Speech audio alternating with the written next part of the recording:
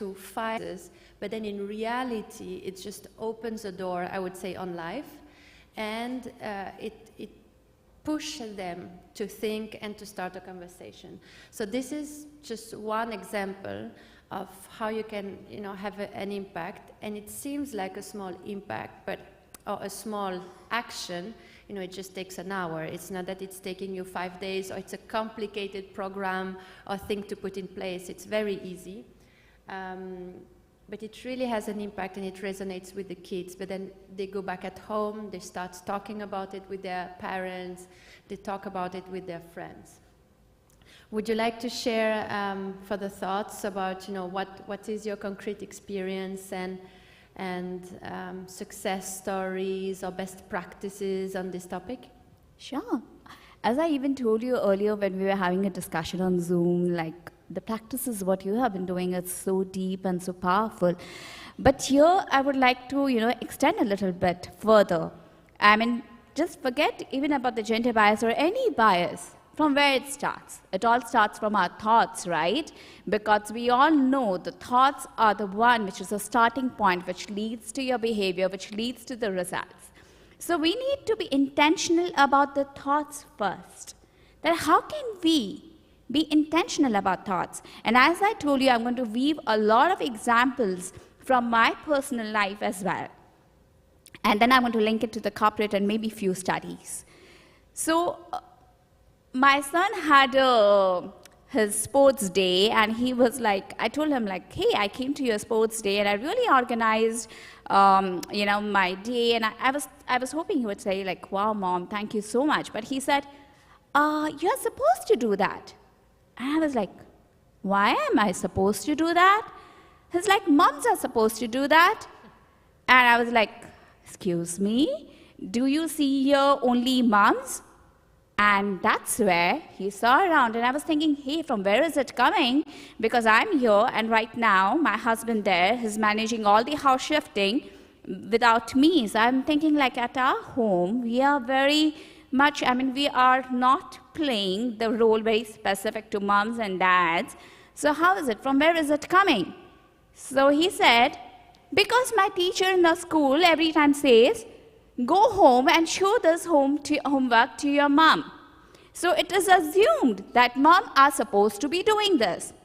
And I was like, oh boy, that's really, we need to think about it. I discussed with my husband, and my husband was like, we had a dinner table and we were laying down, and I told him like, thank you so much, we'll be taking care of all the shifting with 2 kids while I'm off in Dubai. And so then we made a point to tell my son that it is the choice, what we exercise. It's not specific. We need to be sensitive because there are going to be a biological difference. And that's where I want to drive attention of everyone. That I'm not going to tell you like we need to completely drop in the bias or really bridge the gap, because there are going to be biological difference. But embracing those differences, how our culture, how our social factors are influencing. We need to be intentional about that. And that's where we need to nip this thought. And that time, next day, when my son was having a conversation with someone, he was like, telling his friends, hey, next time we should tell our teacher, it's not only mom who's supposed to do that, it's even that, it's the choice what they have. So that's what I want to tell everyone, that once we become intentional, so just imagine this boy and a girl who are going to go later on, they are going to go as much aware grown-ups who would be very intentional. So things like, resetting the mental modes, being careful about the kind of language what we use, because generally we say like, hello guys, listen to me, but that's where we are actually bringing in the bias. Why not just state like, ladies and gentlemen, or girls and boys, and even certain, like what you said, like policemen, fire brigade, all of this are been actually linked to those roles. Even when we say like nice and smart and intelligent, hardworking, usually you would have like girls saying like, I'm really very hardworking, and boys saying, I'm very smart. So this is where we need to drop in. It all starts with those small conversations at home, those small conversations as educator and in the corporate, just being intentional, because we need to be sensitive, because there are going to be differences, but embrace it and leverage it. Yeah, I fully agree with what you said. And you know, this topic about gender, often people take it to the extreme, right? There are things you should never know and things you should never do, and it needs to be in one way and in the other way. I like to see it as, you know, we are human. We try our best, and with small acts that we will make it better step by step. And also, when people try to bring a confrontation, right, it needs to be equal, or women needs to do the same thing, and other will see it differently by saying, no, well, I like it, actually, that model where mothers are doing in a way or another. And I don't see it as a confrontation. It's not necessarily either or. The benefit is just to start a conversation and try to give everyone the opportunity to decide by themselves. And also when, you know, at work and in life, regularly I have people coming to me about those questions about diversity and other topic, and then they get frustrated, right? Why are they not aligned? It's so obvious, because it's about values, it's about matters, about things that are close to your heart. And then people might get frustrated that, you know, other people don't think exactly as they think. And I think if you put the conversation about it's either A or B, and I will convince you that it's A, you put a lot of effort where you might succeed, but, you know, it's a challenge to expect that the other one will necessarily fully embrace how you think. What I give as a tip is usually try to think what is the motivation, the driver, and the goal of that person, and then you find a way to bring them there. So if you have people that you know, have financial targets, for example, in companies, right? It's not necessarily about saying you need to be a D&I champion, but you need to show that by doing this action, this initiative, etc., they will be able also to meet their financial targets, right? So I think in the classroom and later on, what we're trying to share is not necessarily there is one way of doing it. The examples, and the more we can do small actions and try to bring this consciousness about the topic, as you were saying, right? It's just sometimes just questioning the existing. Oh, really? Does it need to be that moms are doing it? Does it need to be that, you know, I have this relationship with the teacher, or me as a boy, I'm expecting to be like this, or as a girl expecting to be like that? From my personal belief, I think that's how we will make progress. Absolutely. What do you think? Absolutely. You know, I was sharing with you today, earlier this morning, that it came as a research that, you know, 2.5 times usually parents would type in and see that is my son gifted versus the girls.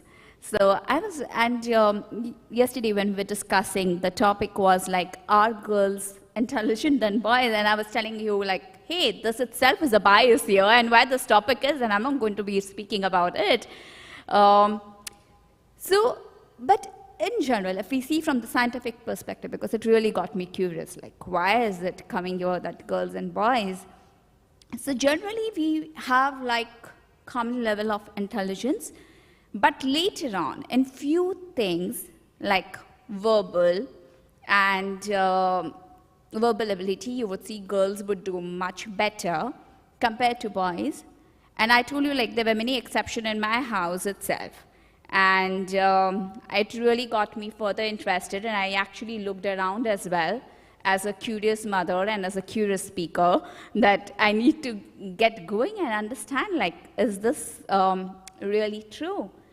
And what I found was that vocabulary or interest in the language has to do a lot even with your surroundings and with your surrounding of your people around, with your friends, there may be sometimes, that girls would lean more, but we are using this as a bias and we approach it with a preconceived notion that girls, they are supposed to be good.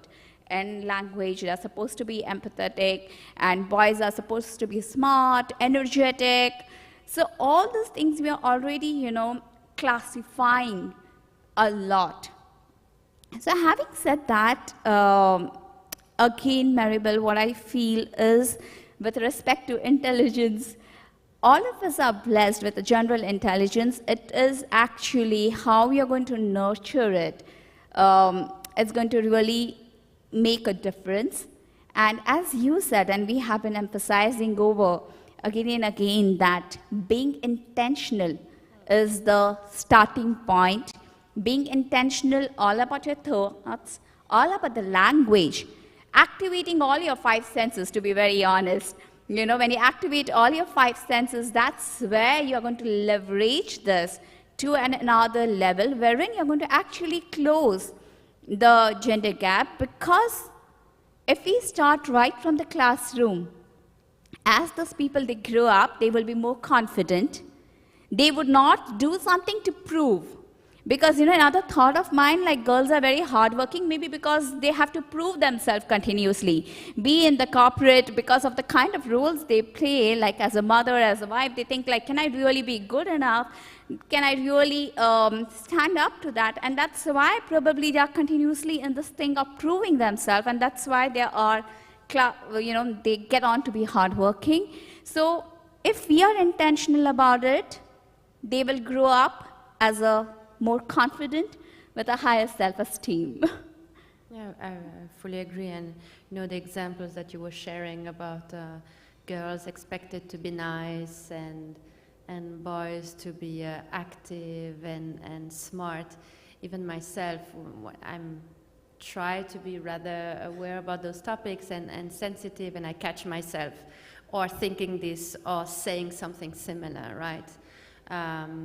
Regarding colleagues, regarding kids, regarding friends, and then in that moment I'm just like, really?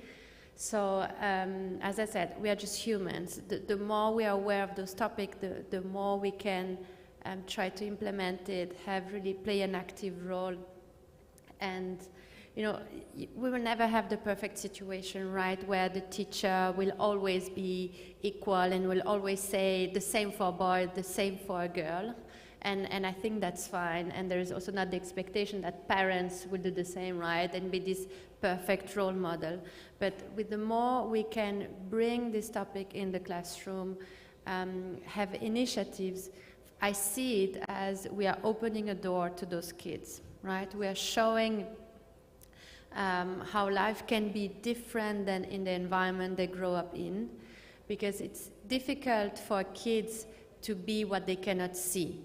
Right, they haven't seen a woman having, let's say, a more physical job, or a man having a job that is more associated with feminine aspects, let's put it that way.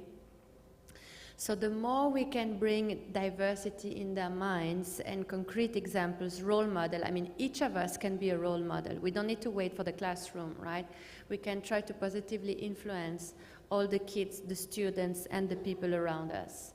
So I think sometimes people think, oh, we need to do a full program and put a lot of things in place. Well, already few things, small actions in everyday life can already have an impact. Each of us, right? When we go back to a normal life, we can do things with our families, with friends, neighbors, and it's sometimes just starting a conversation about what is my job, why do I love? I have another colleague that is doing this type of job, etc. Absolutely, absolutely. Small actions, they really create a deep impact. So, during pandemic, I started working even with Generation Z, because my coaches would always tell me, Pooja, you talk a lot about pattern and you keep on saying, patterns is something which drive, and don't you think it should start early? So you should start even working with Generation Z. And I was like, okay, I'm not traveling much, let me start working with Generation Z. and we did reach like 1K plus students in like 21 plus countries. And there, you know, we were talking about creativity, about expression, about bias. And one of boy, he asked me, Coach Pooja, in my home, the Cinderella and all the books, you know, the girls are always shown weak because they're, you know, when you read these fairy tales, you always see that the girls are weak and they have been waiting for someone to come and, rescue them or help them. So don't you think the book should be written in a different way? And I was like, yeah, it should be actually. And we had a discussion and I spoke to his mom, and his mom was like, really? I mean, actually, we have been reading all these books, and all these books somewhere, they show the girls to be looking at for someone who's coming and rescuing them, or they don't have power. And she actually drives the son, like, why don't you write a different book? Or why don't you come up with the different stories, or you encourage your friend?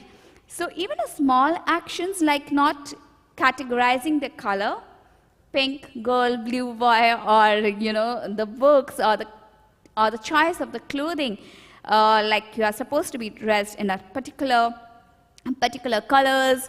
If this is just left to the choice, while making them understand of the gender sensitivity and just leave it to the choice, wow, the world would be so beautiful, right? Because we would be elevating our thinking, and we would be operating and actually using and the power of choice. So yes, the small actions really make a deep impact. And after that, you know, I became very conscious as a mother, like what kind of books I'm getting at home.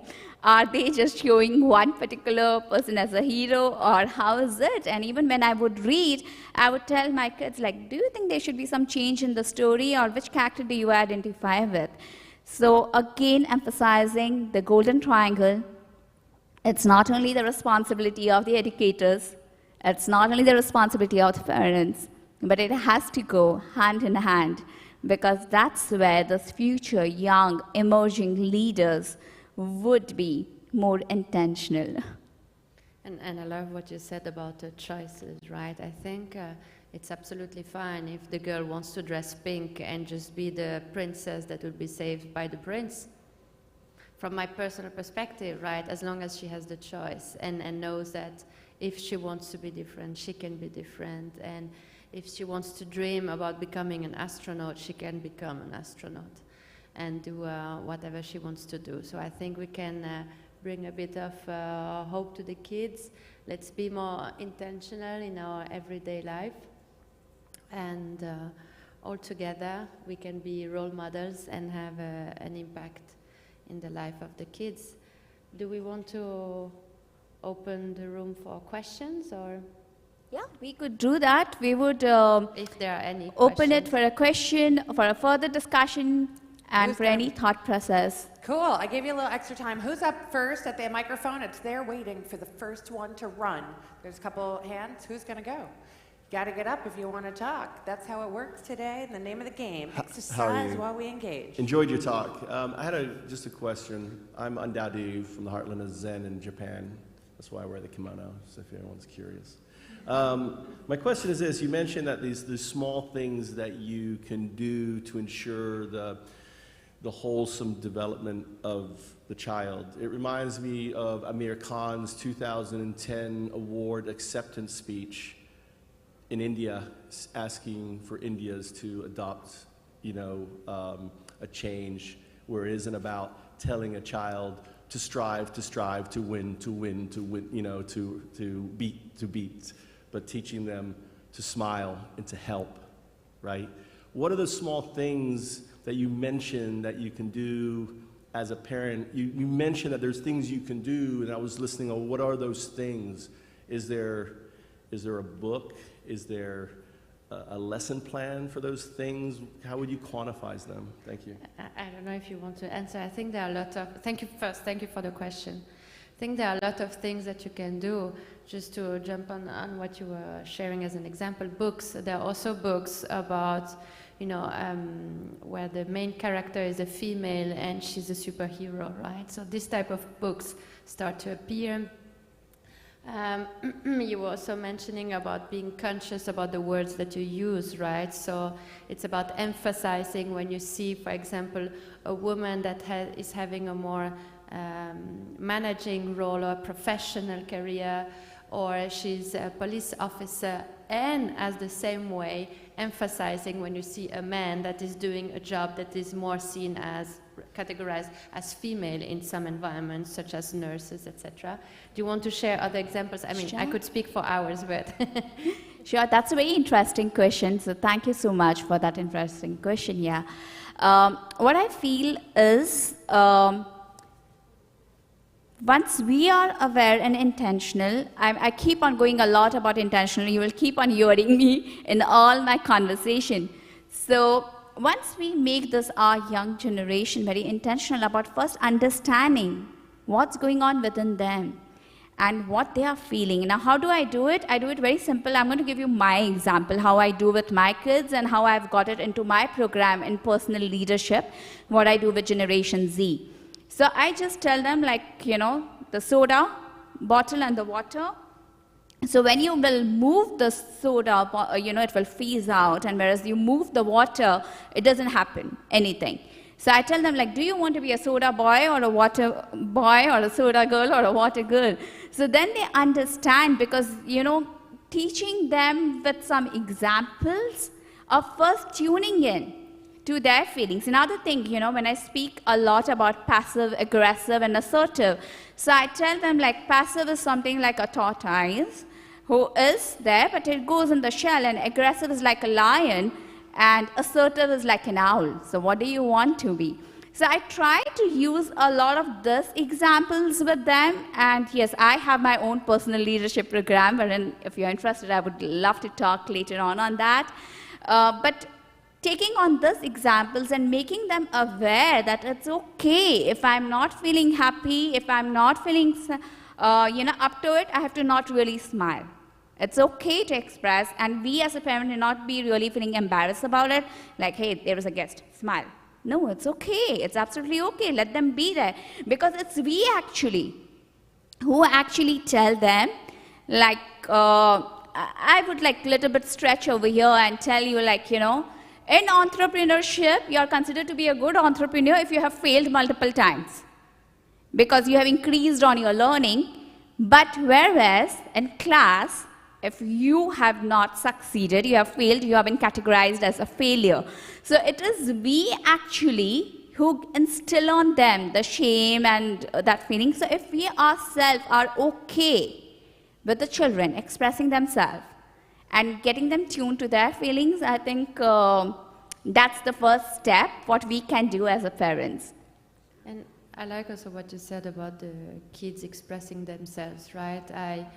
Instead of teaching, I like to provoke people to think, right? The kids, the parents, and the teachers. So another exercise, for example, that we do with the foundation is that you ask the kids to draw a certain job. For example, please draw a police officer, firefighter.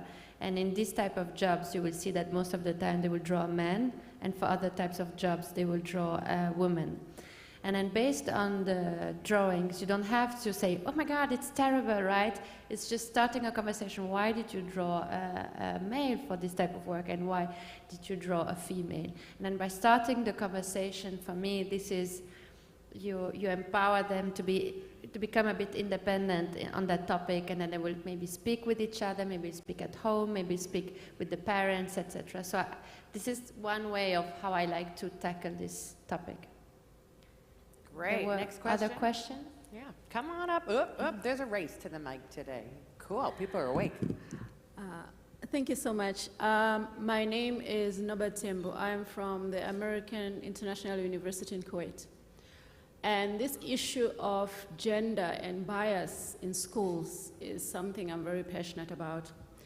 When I was a student, I remember in middle school and high school, teachers would start gravitating towards male students. And you would see them congregating around the board discussing something, we don't know what it is, and we girls, we sit at the back, we don't know what they're doing, and I promise you a lot of us dropped mathematics.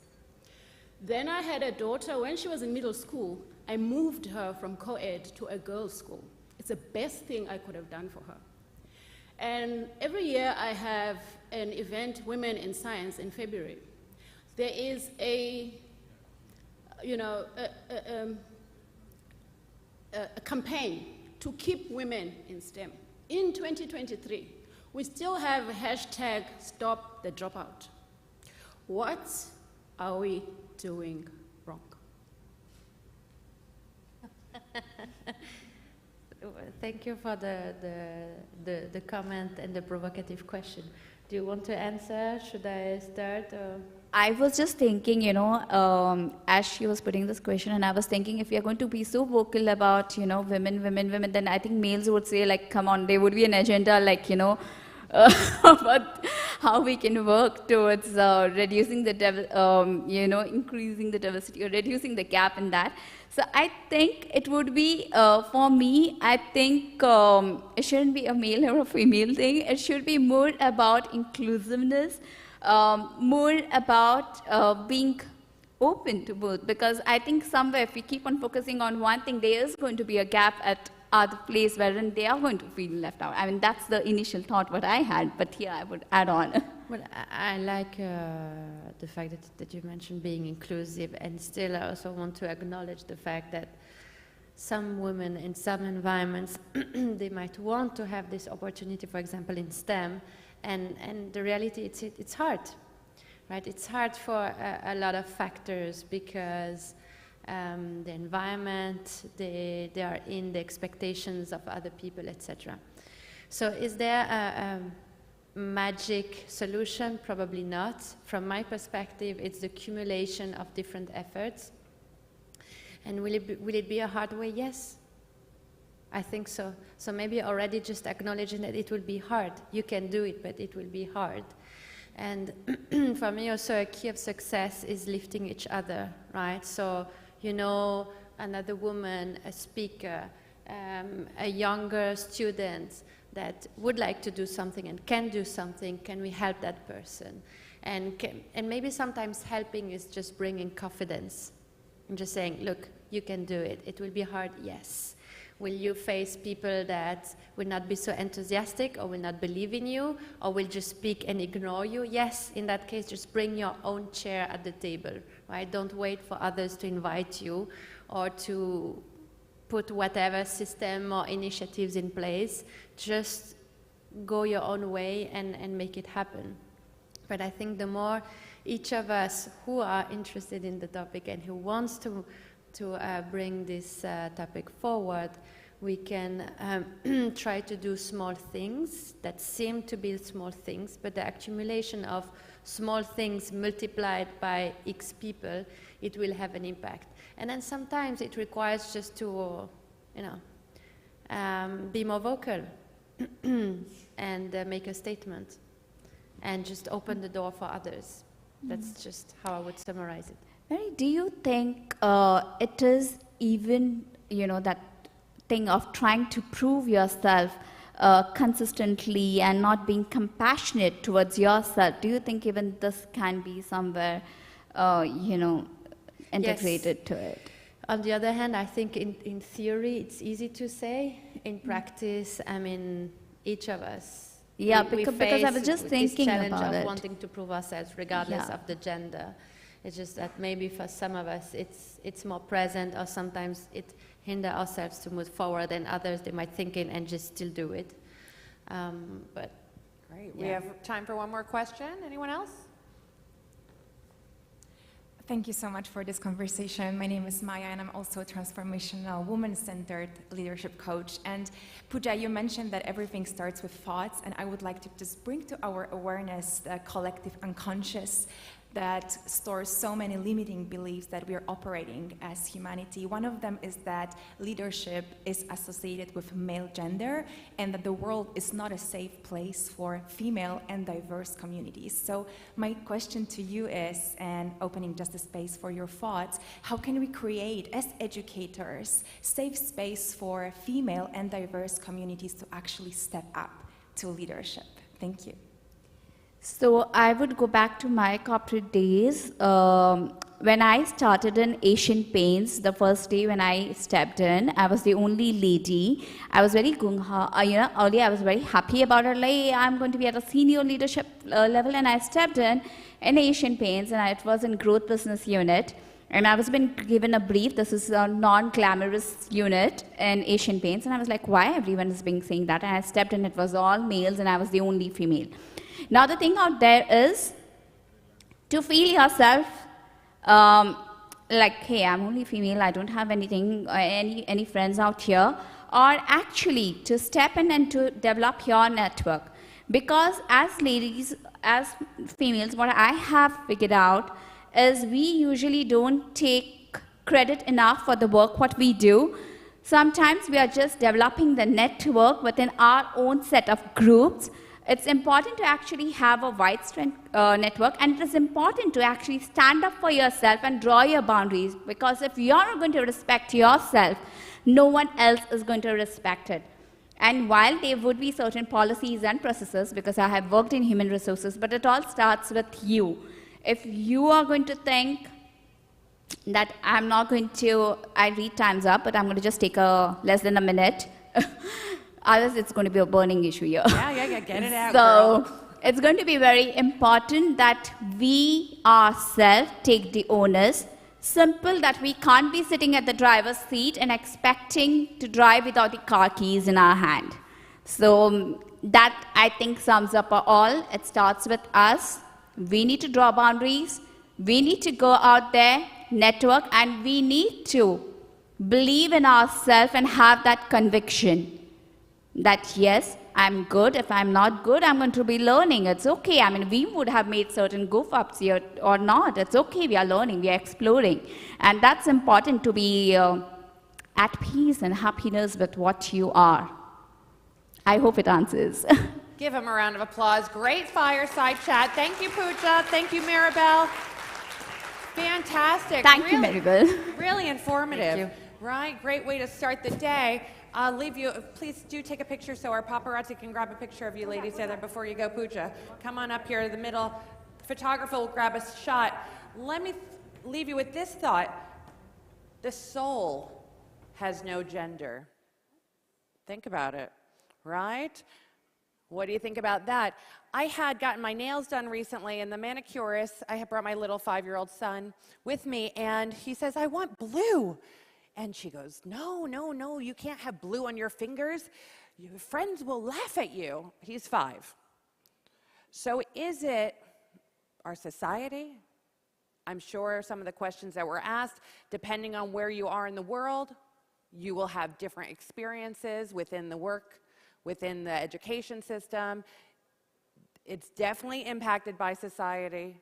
It's supported by the education, and maybe what we need is just some training for these educators to be a little more aware of it and what to do in the classroom. How do I do with what? Florida DeSantis. Do you want to get political?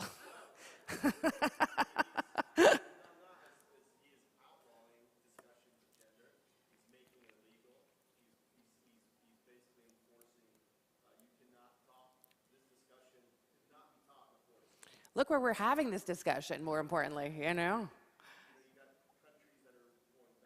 Absolutely. Right, and there are people that are leaving, right? They're leaving because now the global world is open to other places that you can go to. Like, where are you living now? Japan. I'm sure if we talk about how you got there might be some good conversation going.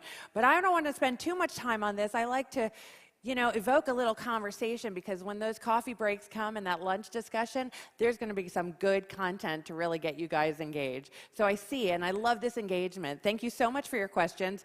And I want to thank anyone that spoke to a video guy yesterday just for some testimonials for how I'm doing on stage. I love feedback. I love gathering and getting your insight so I could do a better job. And I think that's a true educator, the ones that value that feedback so they can do a better job. And those are the ones that are going to make the biggest impact, because they are changing to better serve those students, right? So as we move along from a gender topic, pretty hot, there's no doubt, we're moving along to another topic. So great chat. Ladies and gentlemen, let's challenge the conventional and ignite a conversation on disrupting the model for all in the AC stage of education. You may have seen him yesterday. You may have talked to him. I want to give you a warm round of applause for Dr. Michael T. Connor, CEO and founder of one of our sponsors, Agile Evolutionary Group. He's dedicated his career. Give him a warm round of applause. He's already up here. Come on up. How are you doing this morning? Nice to see you, Michael. You have a good night? Yes, yes. Fantastic. Good morning, everybody. Who connected with Michael online, on LinkedIn? Hands up. If you haven't yet, check him out. He's an author, and he's going to take it away. The stage is yours. Good morning, everybody. How are you doing? Let me just see how I move this forward. Okay. Back and forth. Okay. Thank you. Good morning, everybody. I'm going to try to wake you up. I'm going to try to keep you engaged. But I want to introduce you to a quote from Dr. Edmund W. Gordon. And Dr. Gordon, who is a professor emeritus, Yale University, Harvard University, in one of his keynote speeches, this is a profound statement where knowing what good schools should be is not the question and is not the problem. What we need to examine is the distribution of access to all. That's a key word in the United States, access for all. Because we can talk about and have great, courageous conversations about what schools should be, but in reality, are we designing and are we providing and facilitating equitable distribution of access for all? As I stated yesterday in our panel discussion, we've unwrapped, or I should say, we have underscored 3 different stages of education where now we are in the AC stage of education. But the BC stage of education before COVID, DC stage of education during COVID, and then now we're in this AC stage after COVID. But I want to give you context of why it is important that we need to be able to, I like to say, radicalize the education model, a new pedagogy, a new approach for our students in the AC stage of education. One of our, I like to say, founding fathers of the United States of America, Alex Hamilton, and a former president, Thomas Jefferson, when we look at the education models and the modes that we have underscored in the United States, the Hamiltonian model is the alignment to the Agrarian model of education. And when we look at Thomas Jefferson, right, with the great industrial age of the United States, we have been underpinning the industrial model of education. I like to call it the Jeffersonian model. And when we look at how we have created these specific structures and elements in the education, we continuously to see this in our classrooms, where we have our teachers, right, dissemination of information to our students in this linear pedagogical approach. We see students in rows where there's limited collaboration, where students are not really facilitating that deep thinking, where it's just more on the lines for us to, or our students to regurgitate information that only address 50% of the brain. We've seen this great exacerbation of specific gaps, specifically going back to Dr. Gordon's work about equitable distribution of access, these bastion of policies that have been implemented in the United States, dating back to 1985, A Nation at Risk, President Ronald Reagan, all the way to Race to the Top with President Barack Obama. And what we've seen is this continuous improvement of specific education structures and systems, policies, and governance structures, but what have we seen during the course of these implementations of these federal policies? Everybody can remember the great implementation of the No Child Left Behind, where we've seen proficiency scores separate our schools, but did not create equitable environments for all. So I think that this is comical when we see Secretary Arnie Duncan, right? Where he says, yes, we have this focus on the standardization of scores and how we look at our schools, but are we truly preparing our students for the necessary skills, jobs, and the critical learning and deep learning that prepares our students for an economic demand that is going to be challenging, that is going to be uncertain, and most certainly it is volatile and ambiguous. So this BC stage of education, right?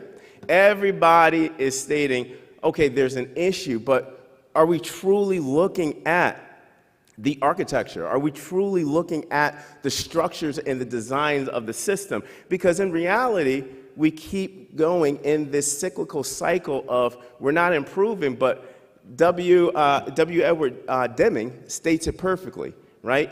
Every system is perfectly designed for the results that it's getting. So when we talk about the racial gaps, when we talk about the inequities, when we talk about the disjunctions that we see in the education model, we're actually getting what we are implementing. It is perfectly designed for the results.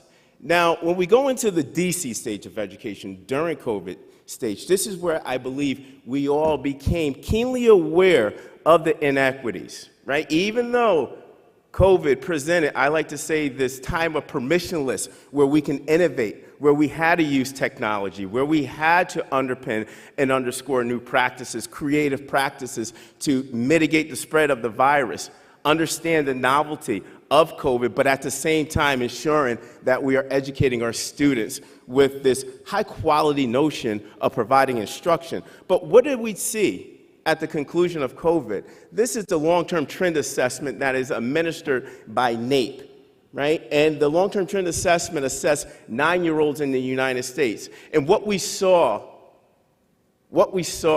within this administration during COVID was we saw the greatest exacerbation of specific gaps, achievement gaps, where the first time since 2004, literacy scores reached an all-time low. The first time we actually seen the aggregate in the numeracy, in our numeracy sections and components since 1980 with this draconian slide of achievement. Then when we look at specific gaps, students that are economically disadvantaged versus students that are living in affluency, what did we see? Yes, there was a totality of drops of percentage in achievement. But if you look at the 90th percentile and the 70th percentile versus the 25th percentile and the 10th percentile, what do we see? The greatest exacerbation between those percentiles, because students that are in poverty are in the 25th and 10th percentile, where students that are living in this level of affluency drop from the 90th and 70th percentile. So when we see education in the United States, the impact of COVID, now we have greater gaps to close. So we have to be innovative. We have to be creative of how we address this. On top of this, first time I like to say, we actually had a study that actually identified what are those key targets, or I should say, what are those key skills that students need as we move into what I call this Delta 2030. Now, the McKinsey Global Institute generated a report during COVID, and this report outlined 56 different Delta competencies. This is now we have to make the transition from skills to Delta competencies. What does Delta mean? Distinct elements of talent. That is a fundamental radical shift for our students, for the education sector, for the education paradigm. We're not just focusing on linear skills, but we're focusing on distinct elements of talent, competencies. And if you look at the 4 domains within the Delta 2030 study, Right now, currently, the industrial model of education, the Jeffersonian model, only addresses 2 domains, cognitive and interpersonal. So if we want to adequately prepare for our students for an uncertain, a volatile environment, we have to holistically change the education model to be able to address the last 2, self-leadership and digital. So when we analyze now the industrial model of education, we have to move beyond specific skills of cognitive and interpersonal, college ready, where we have to move to now the 4 domains, the 56 delta competencies that are embedded within this study, where self-leadership and digital leadership is incorporated into the education model. How do we do that? How do we address that? Well, we have to. It's inevitable. Because why? Our students that we're educating, Generation Alpha and Generation Z, demands that. Generation Alpha, with the nickname Generation AI, and Generation Z, they're begging for an education that underscores self-leadership in digital environments. So now we're at this inevitable point where we're seeing this great gap from the LTT assessment. We're doubling down on an industrial model that is not conducive for Generation Alpha and Generation Z, and we have 56 delta competencies that we have to be able to address to ensure that we're preparing our students for a future-driven environment. So what we see now as we're moving into the AC stage of education is a design gap, right? Because W. Edward Deming stated, we're getting the outcomes that because our design of our model is the same now. As we move into the after-COVID stage of education, last year, the 2022-2023 academic year, the first year in the AC stage of education, we have to create an heightened level of urgency for Generation Alpha, Generation Z, an urgency to be able to close systemic gaps that have historically been underscored in the Jeffersonian model, in the industrial model. I like to call it the military model that prepares students for an industrialization that does not exist, where now we have this level of technology, emergent technologies, generative AI, where we have to prepare our students for skills we don't even know about. So this is why I created Agile Evolutionary Group and Disruptive Excellence in Education. Now, we're going to get into what disruptive excellence in education looks like because, again, you're going to feel uncomfortable when you hear some of this stuff because why? It is not a part of our standardization or the typical pedagogy or system design that we know of in education. In the DC stage of education, we started to change our vernacular where innovation, ideation, iteration, prototyping, looking at archetypes where now we have to underscore big data and analytics and mining was not a part of the fundamental vernacular in education. So AEG has this business model where the value proposition in the business term, or the educators that are in here, the theory of action, leads to this level of innovation and excellence. The 3 elements of partnerships, thought leadership, and consultation that encompasses or works in this triangulated manner that moves organizations in various industrial aspects or industry aspects to this level of innovation and excellence. Within the business model, I like to say there's the portfolio of verticals.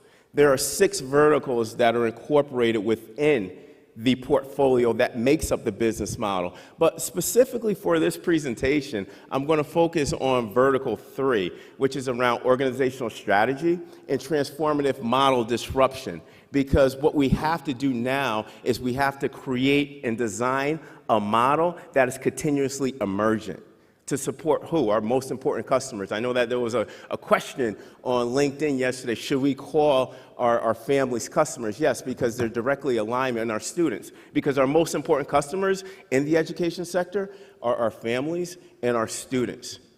The reason why we have to move to this next level of the emergent model is for our students that we are serving, Generation Z and Generation Alpha, who has to have a pedagogy that is the antithesis of every one of us in this room, including me. We cannot carry on to continue the same systems and structures design, the implementation of instructional practices for students that has a different engagement within the economic demand. So what is disruptive excellence in education, right? This is more on the lines of, I should say, business science, right? I should say systems design or R&D work, where now leaders in the education sector have to adopt agile capabilities to be able to assess the drivers and the signals to leverage fundamental change in education. Yes, we as education leaders, we as educators in totality, has to adopt agile capabilities, and we have to be able to look at, through a diagnostic lens, to assess the drivers and the signals to leverage fundamental change in education. We have to be able to assess what the economic demand is driving us to be able to create this new model. As you can see, the military model or the industrial model underscores what I like to say, a supply-driven outcome, where now we have to look at it from an economic-driven outcome in order to be able to design and align our instructional practices, our design of our system for our students. Now, in my book, Intentional, Bold, and Unapologetic, A Guide to Transforming Schools in AC Stage of Education, I unwrap this research in this theory, and the research in the theory to be able to guide this transformation, because across the United States, they ask, okay, this is great, this sounds great in a theoretical sense, but how do we underscore this in a practical sense where the application is systemic and is scalable?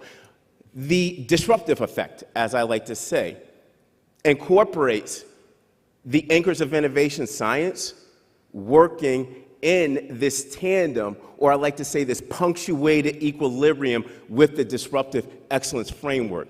Now, the anchors of innovation science, it features what I like to say the leadership pillars of transformation, where now when you adopt, or when the leadership pillars of transformation becomes an undergirded practice for you, you have the mindset, the leadership mindset around science, this level of science to be able to incorporate into your practices, where the conceptual model of the disruptive excellence framework provides that structure, that diagnostic and prognostic structure to be able to guide transformation.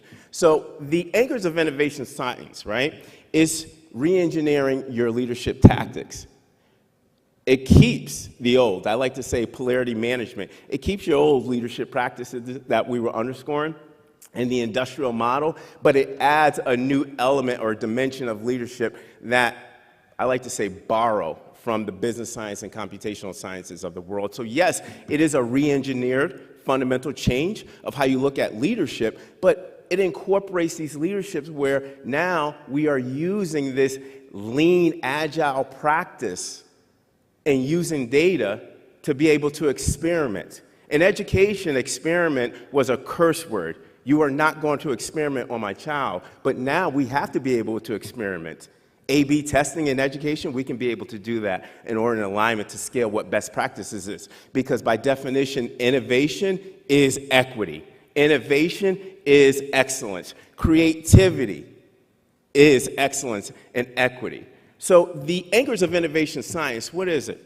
These are 5 pillars that will underscore transformational leadership in your organization. First one, lean practices, right? Being lean and agile, experimentation, prototyping. It's okay to run A/B experiments, where now we're looking at 2 different systems around artificial intelligence. And then once we have that continuous feedback loop around the various signals, we'll be able to scale best practices and have systemic impact around the structure and infrastructure within our education sector or within the education model. The second, big data and analytics, Yes, we have to be able to bring data mining, we have to be able to bring engineering into our fundamental practices. Right now, or I should say within the Jeffersonian model, we were only using small analytics.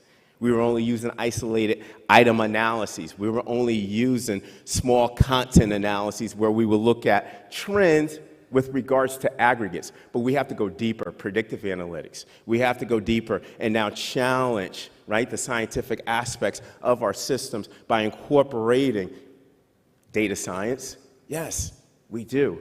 Engineering is going to be important. The third one is one that is inevitable that we have to incorporate into our leadership practices, is this AI and digital reimagination. AI can't be, oh, this is something that we want to have. AI and digital reimagination in AC stage of education is something that we need to have. Our students are engaging in these emerging technologies in their real lives, but when they come into the education sector or into the model, what do they engage in? Direct instruction, monolithic instruction, that all they need to do is just be able to comply and make a standardized grade of an A or B, and they move through that trajectory. We cannot live in that world anymore. And then culture, organizational culture, and strategy. We have to be able to create that shared mental model around using big data and analytics, engineering data, mining data, and being able to adopt those lean practices where it's going to change the culture and is going to inform our strategy. Remember, our strategy is going to be ongoing, is going to be iterative.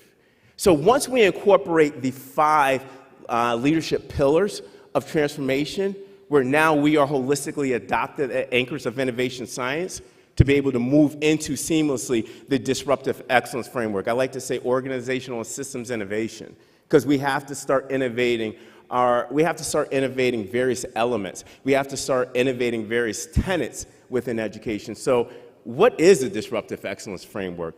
It's basically essentially examining our instructional and operational architecture, i.e. systems and structures, where now we have this diagnostic lens to be able to challenge the status quo and change the status quo in education, where we can reach this level of innovation, excellence, and equity.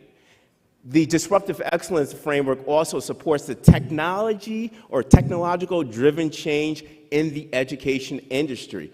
It is inevitable that we have to incorporate technology to be a part of the systems design, to be a part of the radicalization of education, and then now it is the upheaval of the business model. We are eliminating slowly the industrial model or the military model with multiple micro innovations, where now it becomes systemic, where architectural change happens, and then we have serial disruption. But the serial disruption is the alignment to the economic demand that our students and families engage in every single day. I always say this: why do our students engage in an economy of Lyft, of Uber, of Amazon, Amazon Prime, these hubs, but they come into a school where they're still underscoring the taxi? That's a disjunction. We don't want to provide our students with a taxi education. We want to be able to provide them with that Lyft, that Uber, that innovation that they engage with every single day. Our students, they're not compliant. They're demanding to have this. So the disruptive excellence framework is pretty much 3 frameworks that I disrupted from the business sector, as well as computational science. You have 3 different value features that are incorporated into one framework. I call the innovation core, the excellence loop, and the creative staircase. As you can see, they're all integrated into one, where now this triangulation, this reciprocity between these two, or between the 3 value features, you can operationalize them in an independent manner to address specific independent structures or systems, or collectively in this integrated manner, you can be able to address specific apparatuses within the instructional model or the business model of education. So what are these 3 models? The innovation core. There was traditional research that came out of Harvard University, the instructional core, right? And the concept, I should say, the theory behind the instructional core is that in this interrelated manner, teacher-student content, right, you can be able to improve your systems, whether it be your instructional or operational systems, or even your systems design, by incorporating those 3 elements. This is from Dr. Richard Elmore. But what we saw in COVID, the instructional core got disrupted, teacher-student content, to where now we as educators was fundamentally underpinning what I like to say technology, artificial intelligence, and data analytics, right? Asynchronous instruction, synchronized instruction, new AI technologies and tools that were implemented during COVID. We started looking at the instructional core differently. So as we move into the AC stage of education, right, we now see this level of, I like to say, an interrelated relationship between the instructional core and the digital core, where now teacher, student, and content is elevated with this level of data, technology, and artificial intelligence. And as we look at our systems and structures, what do? Yes, this is design thinking 101, essentially, where now we design, test, we iterate, and we scale promising practices for our students. When I think of the excellence loop, these are the elements that you see, right? In the United States of America, equity is a taboo word. You can't, if you go, equity is polarized. So you know what I just did? I just changed equity for excellence, because all of our families, all of our teachers, every education entity, I don't care if it's in the United States or worldwide, we want excellence for our students. And the elements that we see within the excellence loop challenge the notions around what equity or excellence look like in our school systems. So when we talk about performance gap, when we talk about the expectations gap, we bring in this cultural competence lens, or we try to establish in theory to metabolize cultural confidence, where now the performance gap, we are looking at culturally responsive practices. We're providing access to all because we're using innovation technology to be able to close the access gap. Now time, learning in place is not this integrated model, but we can create access and opportunity where time, learning in place can actually be differentiated by our students. But again, we have to be able to understand where our practitioners and where our leaders are. Hence, the preparation gap. So as we continue to address these elements around equity and excellence, we have to be able to raise the expectations for our students, for our systems, for the education sector in totality. And the third, I like to say, this is where the fun work is. This is where we roll up our sleeves and we're able to provide these step functions to change structures and systems in the education model. We're now this tiered process of the creative staircase. Remember how I said it at the onset? Multiple micro innovations to be able to reach this level of serial disruption? Well, these are the step functions that will get you there. These are the actual processes, coherence processes. Because again, if you look at it, a lot of education, when we analyze it, a lot of the education sector is siloed. But now we have to create these interdependent, interfaced systems and structures for our students. So coherence process 1, what is that? Those are the micro innovations. Those are the continuous testing of new systems, of new ideas around creativity and innovation for excellence. Then as we start to add these micro innovations, it reaches this level of architectural innovation, coherence process 2, where now we're starting to see different environments or new learning environments for our students. And then the radicalization of the education model, where it is a new pedagogy, a new facilitation for the teacher, a new approach of leadership for our principals, for our CEOs. This is a new governance model for our Board of Education and Board of Directors. Because once we start looking at that, right, improving modularity strategically and intentionally, where once we improve the modularity of those systems and efficiencies, we move to that second step, and then where now radical change can occur, serial disruption can occur, because we're continuously what? Adopting agile principles, agile competencies, where we are assessing the drivers and the signals within education. Can this happen? Yes, but it takes time. It takes perspiration. It takes a will, a drive. to be able to make these changes within education. We can have these in this triangulated manner where the innovation core can change our instructional systems, the way practitioners deliver instruction, how we look at students through the excellence loop to provide access and opportunity for all, and continuously to implement these step functions of change within our structures and systems where our new infrastructure is going to provide a new outcome for our students and prepare our students for the Delta competencies of 2030. So what does this look like? Prototyping, data analytics, scale and promise and practices with intentionality, technology integration so it becomes a systemic. I say ubiquitous, right? Combinational and exponential. Those are the three elements of what we do around technology change and building upon incremental innovations. This is scary because this is a radicalization of what we know from the Jeffersonian model, albeit the emergent model provides an economic demand preparation where we're preparing our students for a future we don't know. We're creating a future-driven environment.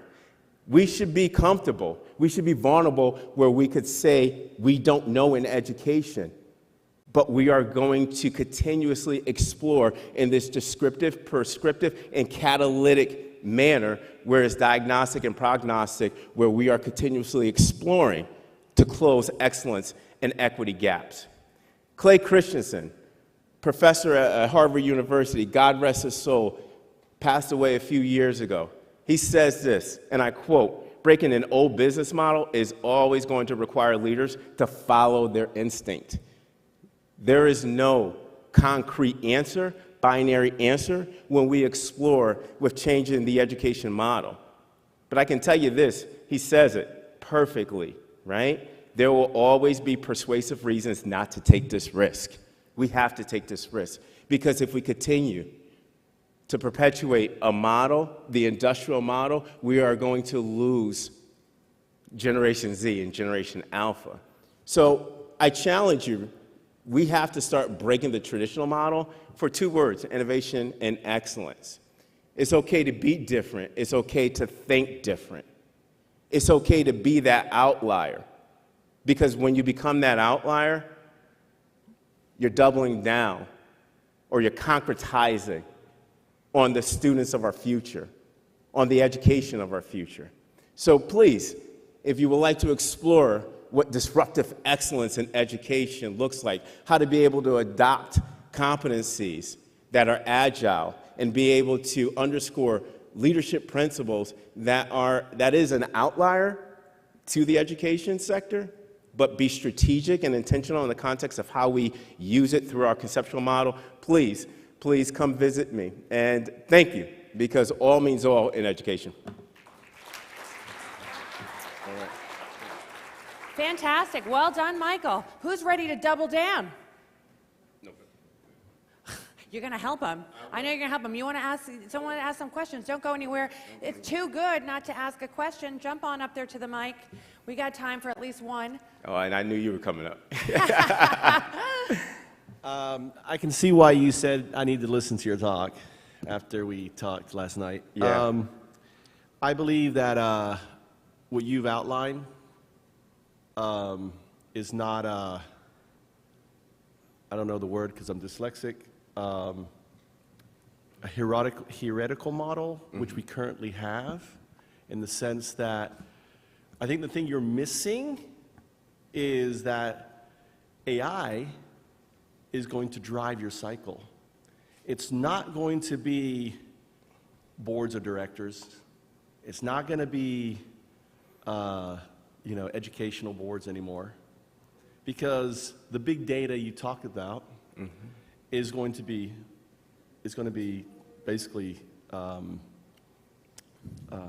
arrived by the AI.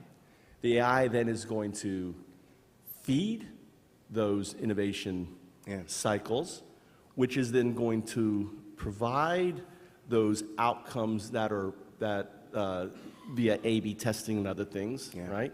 In multiple, and it's going to happen so quickly that boards just won't be able to react, and they're going to have to just let go and let this transformative thing. Yeah. And that's why I have the wave on the back of my kimono. The wave represents AI, people. I come from Japan where the tsunami happened. If it happened on my side,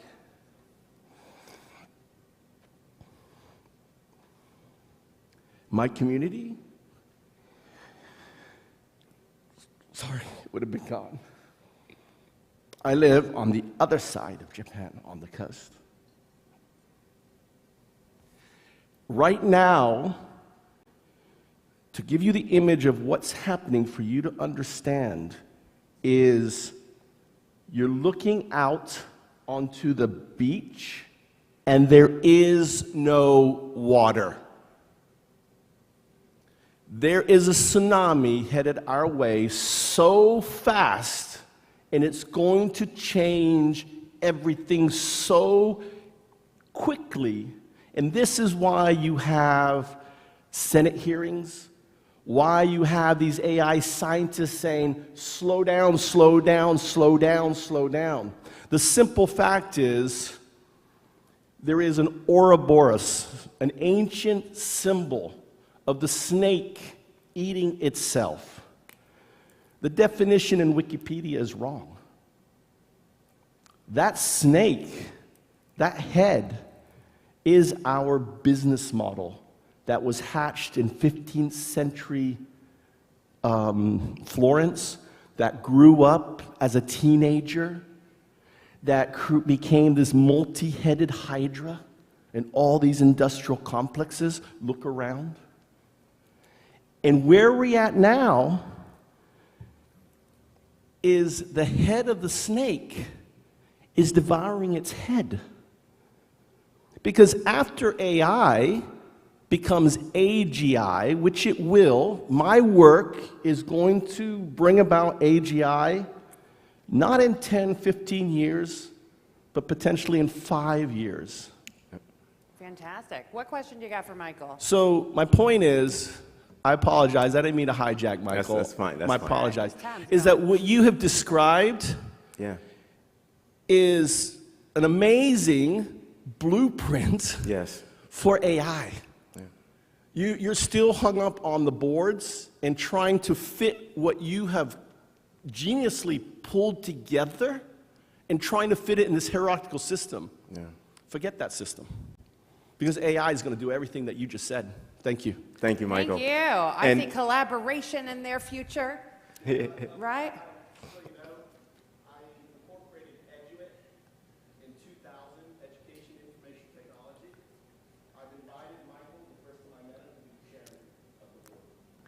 Fantastic. Well done. We're going to get you on the mic so everyone can hear you. We're going to keep Thank you. this party going. Anyone else for a question for Michael before he goes? Busy guy up here. My question is more, I come from the German school system. Yeah. And the one thing about the German school system, we use a system that's 150 years old and it has barely changed. Therefore, and every student that goes to the system, and I've been also in the American system, every student agrees it has to change. Yeah. Unfortunately, many of the boards, many of the Yeah. governments are unwilling to see that there is need for change. Right. So how exactly, I mean, I love the idea. I want there to be change. Yeah. How would you go about convincing the other side, the side that you unfortunately need to convince, that there has to be fundamental change? Yeah. And what do you do with the teachers and headmasters who are not willing to change, because that means they have to change their own way of teaching? Yeah. A mentor of mine, that's a great question, thank you. A mentor of mine, Dr. Bill Daggett, former CEO, founder of the International Center for Leadership and Education, now the founder of the Successful Practices Network. He always categorized stakeholders within the education ecosystem from a cultural standpoint, third. You got your 1/3 that are your extreme innovators. Mike and I, we're going to jump off the cliff and we're going to do it, right?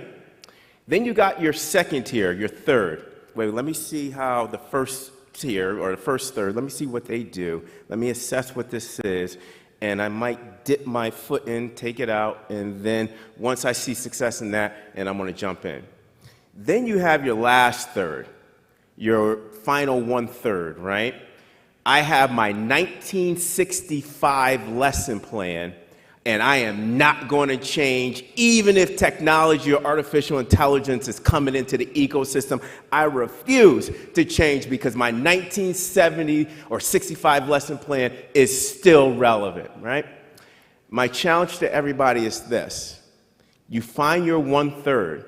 Everett Rogers says this in the diffusion of innovation theory, your 2.5%.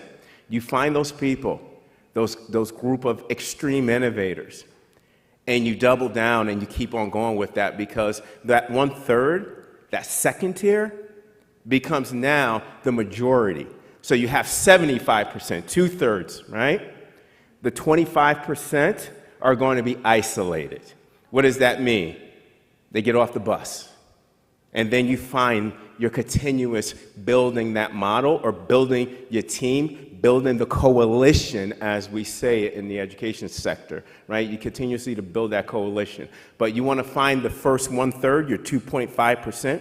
Then you'll get that second third, your early adopters. You get those on board. You got 75%, and you continue to move the momentum. But you got to be intentional with capabilities. Amazing. That's it. Double down. Michael, Dr. Michael up here. Take a talk. Talk to him. He's out there. You'll see him outside. But what a great conversation. Really insightful. Thank you so much for that. Really exciting. Day 2 starting good. You guys feeling it? Hashtag Education 2.0. Don't forget, 2conf. You see it in the red font on these banners. This is the way we're going to keep this conversation going digital. We're live on YouTube to the world.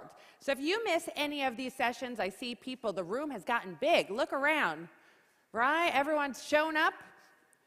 Now we're here. Now we're here right now, here to make an impact for the future. And we're all doing it together. I want to keep this conversation going. We're going to move it around a little bit because it's going to talk about micro-credentials. We're moving topics to micro-credentials. I finished a great book called Range by David Epstein. Anyone read this one? Anyone heard of it? It's a New York Times bestseller, Range. It all is about how generalists triumph in a specialized world. But it actually counteracts that argument and says if you have more range, you're going to be more successful. That's not what we learn. That's not how we educate. It's all about specialize, drive, and succeed. So this is counter that conversation. And even further to that conversation is all about the micro-credentials, where you can actually get education for a micro amount of information. So let's talk about this. Let's bring the conversation forward.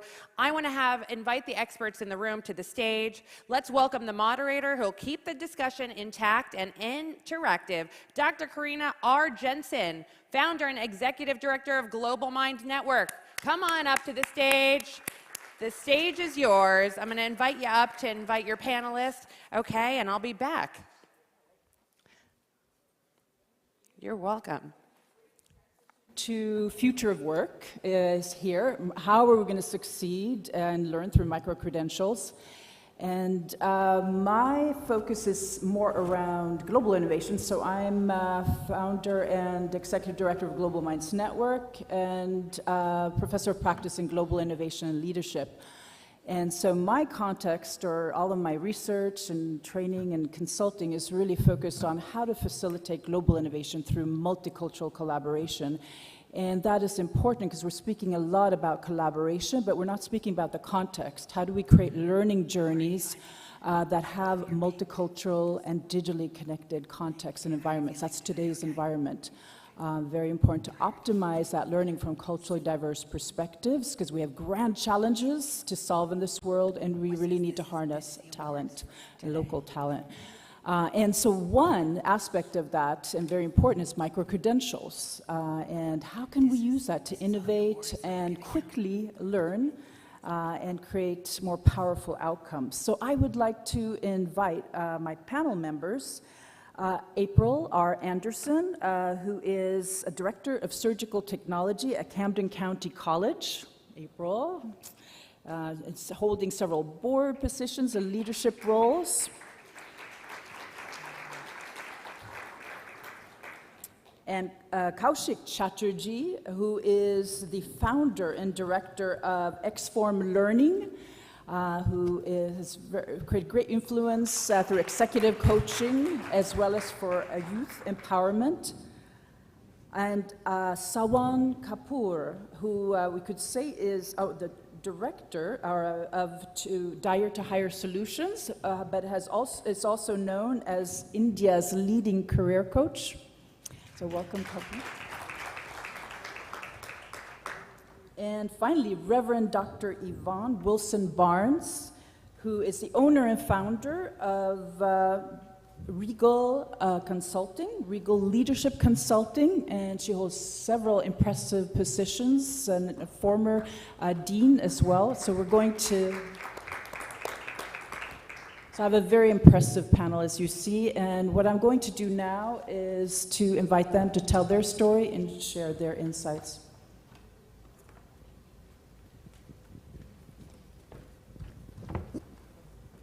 Okay, I guess I'll go first. Good morning, I'm April Anderson. I am a certified surgical technologist. I'm also a certified surgical first assistant. And I'm the owner of A.R. Anderson Surgical Consulting, where we build surgical technology programs for colleges and universities and healthcare systems. There is a great need for surgical technologists, and I thought this panel discussion would be appropriate to highlight this micro-credential. Thank you. Yeah, I'm Kaushik Chatterjee, and I'm a certified ICF coach, so work on the executive side.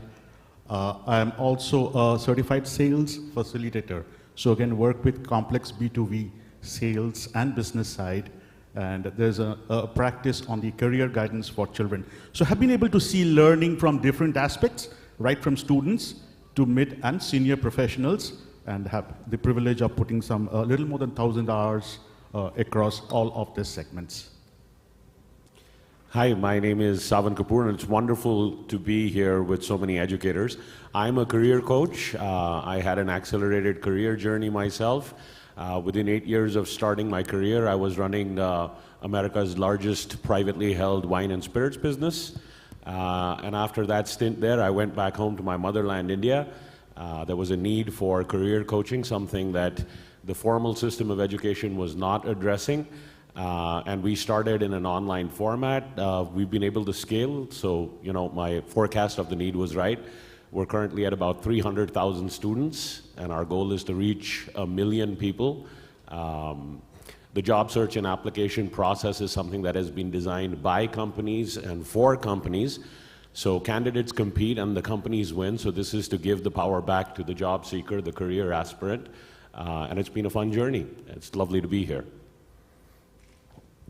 It's really wonderful to be here amongst an incredible panel of experts in the industry. My name is Reverend Dr. Yvette Wilson Barnes. I am formerly the Associate Dean for Student Affairs at the City University of New York School of Law, which is my alma mater. I was there for 4 years, and prior to that, for 9 years, was the Associate Dean for Student Affairs at Union Theological Seminary. So I have recently relocated from New York City to the state of Virginia, and really look forward to this discussion about micro-credentialing, and it's about innovation. It's exactly what we've been talking about since the start of this conference, that we have to think of new ways to assess knowledge and skill. So thank you. Thank you. So I'd like to address to our panels, now that you know a little more about their impressive backgrounds, what is micro-credentials? Because some of you may not have the experience or exposure to micro-credentials, so I'd like to ask the panel maybe to tell us in your own words, how would you define micro-credentials? How have you used it? Yeah? Okay. Everybody keeps looking at me. Okay, so I'll start. I guess I should have sat in a different seat. So for me, micro-credentials, it stands for you don't have to spend a lot of time in school, in college or university in order to get a degree or a trade for something that you could be successful in. And I have that experience because as a certified surgical technologist, my program is only 1 year.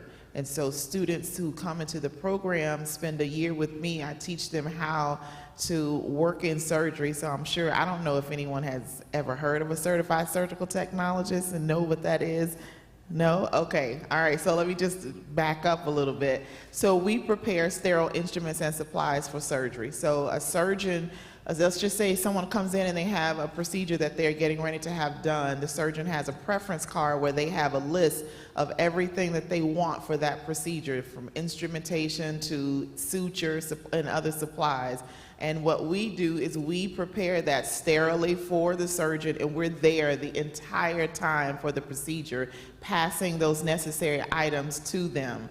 And so we're there from beginning to end, from open to closure, and then we move on to the next case after that patient is done. So what I do is I teach people who are interested in this field. It takes 1 to 2 years for them to go through the program. They come out and they can immediately start working.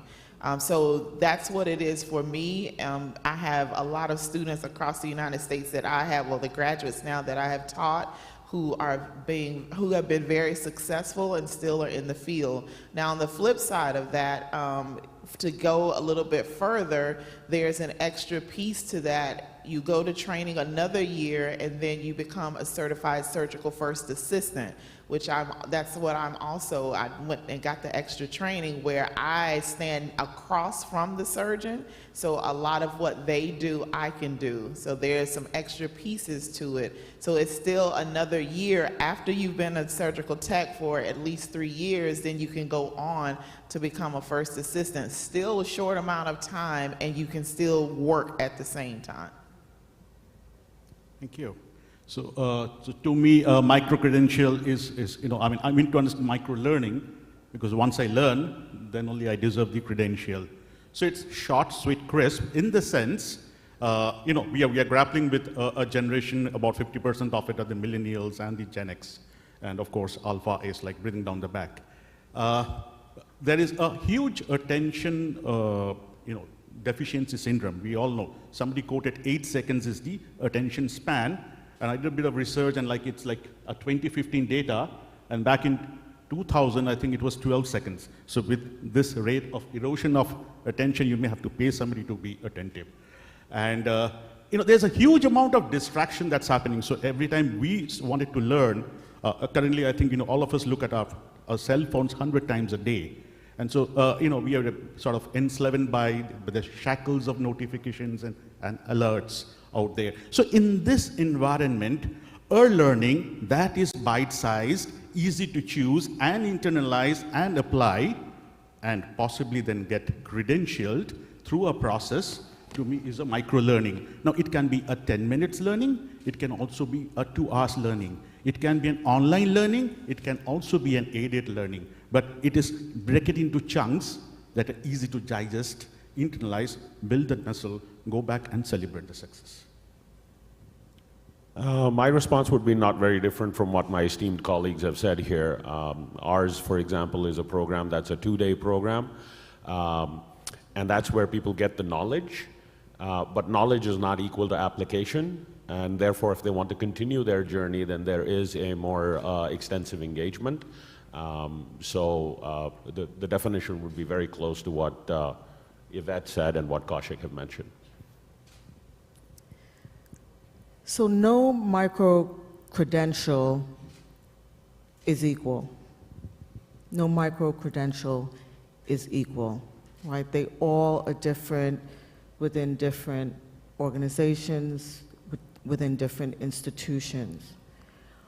What's so powerful about micro-credentialing is it allows, and I'm going to talk about it from an employability perspective and from other perspectives as well, but that you will have, there are students who might not be sure what they want to pursue their degree in. But they now have the opportunity to take these bite-sized courses to determine what's of interest to them. And maybe after taking some of these micro-credential courses in a particular subject area, they find that there is something that strikes a chord within them that maybe now they want to pursue the degree, maybe, or they want to stack these micro-credentials, which they can get credit for, that might go to, let's say, an interdisciplinary focus. Maybe that's something that to pursue, but it gives you that kind of flexibility. The other thing that is so great about micro-credentialing, right? It's portable, right? It's able to move with you wherever you go. There's metadata, right? There's this information, right, that is built into the verifiability, right, of that credential, so that an employer or anyone who is looking to verify that you have this information and you have this knowledge can see what you've learned. Maybe there were quizzes that were a part of that micro-credential. Some micro-credentials don't have that. Some do. That's why I say that no micro-credential is equal. The other thing that I wanted to mention is that it has this sociability, right, that's attached to it, in that you can put it on your social media, you can share it with your network, you can showcase your knowledge and your expertise. So micro-credentialing, you know, has these, it has a lot of tentacles that allows you to go in different directions, that allows an employer even to see that, you know, you have this knowledge that you have gained that now can lead you to another opportunity, maybe in your place of employment, or an opportunity that you are pursuing with another organization or company or institution. That's great. And that leads us more to the impact or the learning outcome, because what I'm seeing with clients is this excitement of, wow, I can accelerate my competencies and I can get a certificate in 2 weeks, or rather than maybe spend a year or two to earn a diploma.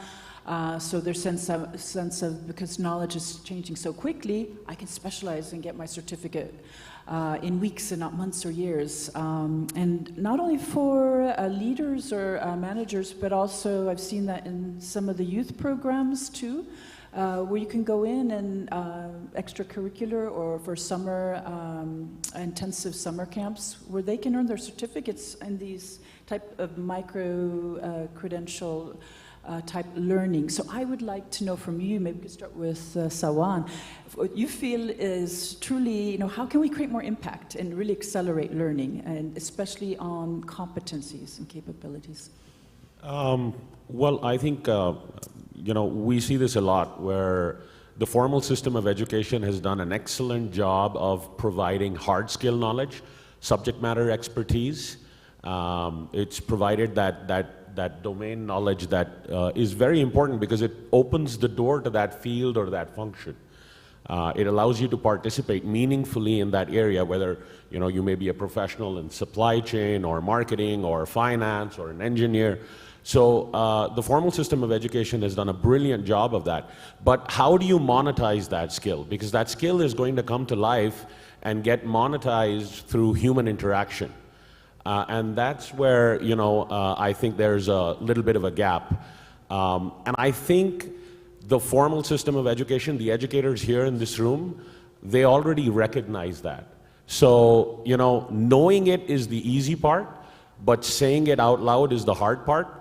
And that's where, you know, I applaud everybody here who's here at this conference, because they are recognizing that, you know, there is that gap, and all of you are here to do something about it. So I think that's something that needs to be looked at. And the comments that the gentleman in the kimono was making earlier, I think the world is, you know, got itself in a real hurry, and it's moving at an unprecedented pace and scale. I recently had the opportunity to look at this documentary called Year Million. And it was a very interesting documentary by National Geographic, where they were talking about the full potential of AI. It may be a little while away, but you know, there's a lot of concerns in how this is going to come to life, because what's happening is the scale and pace at which the world is changing today, the goalpost is moving. So as educators, you know, you have your work cut out for you, because you're trying to prepare somebody for a system that we are still grappling with understanding what that system is going to be, what that world is going to look like. So it's a dynamic process, but I think those are the things that we need to address and stay on the cutting edge with, you know, so that we can continue to adapt and be flexible.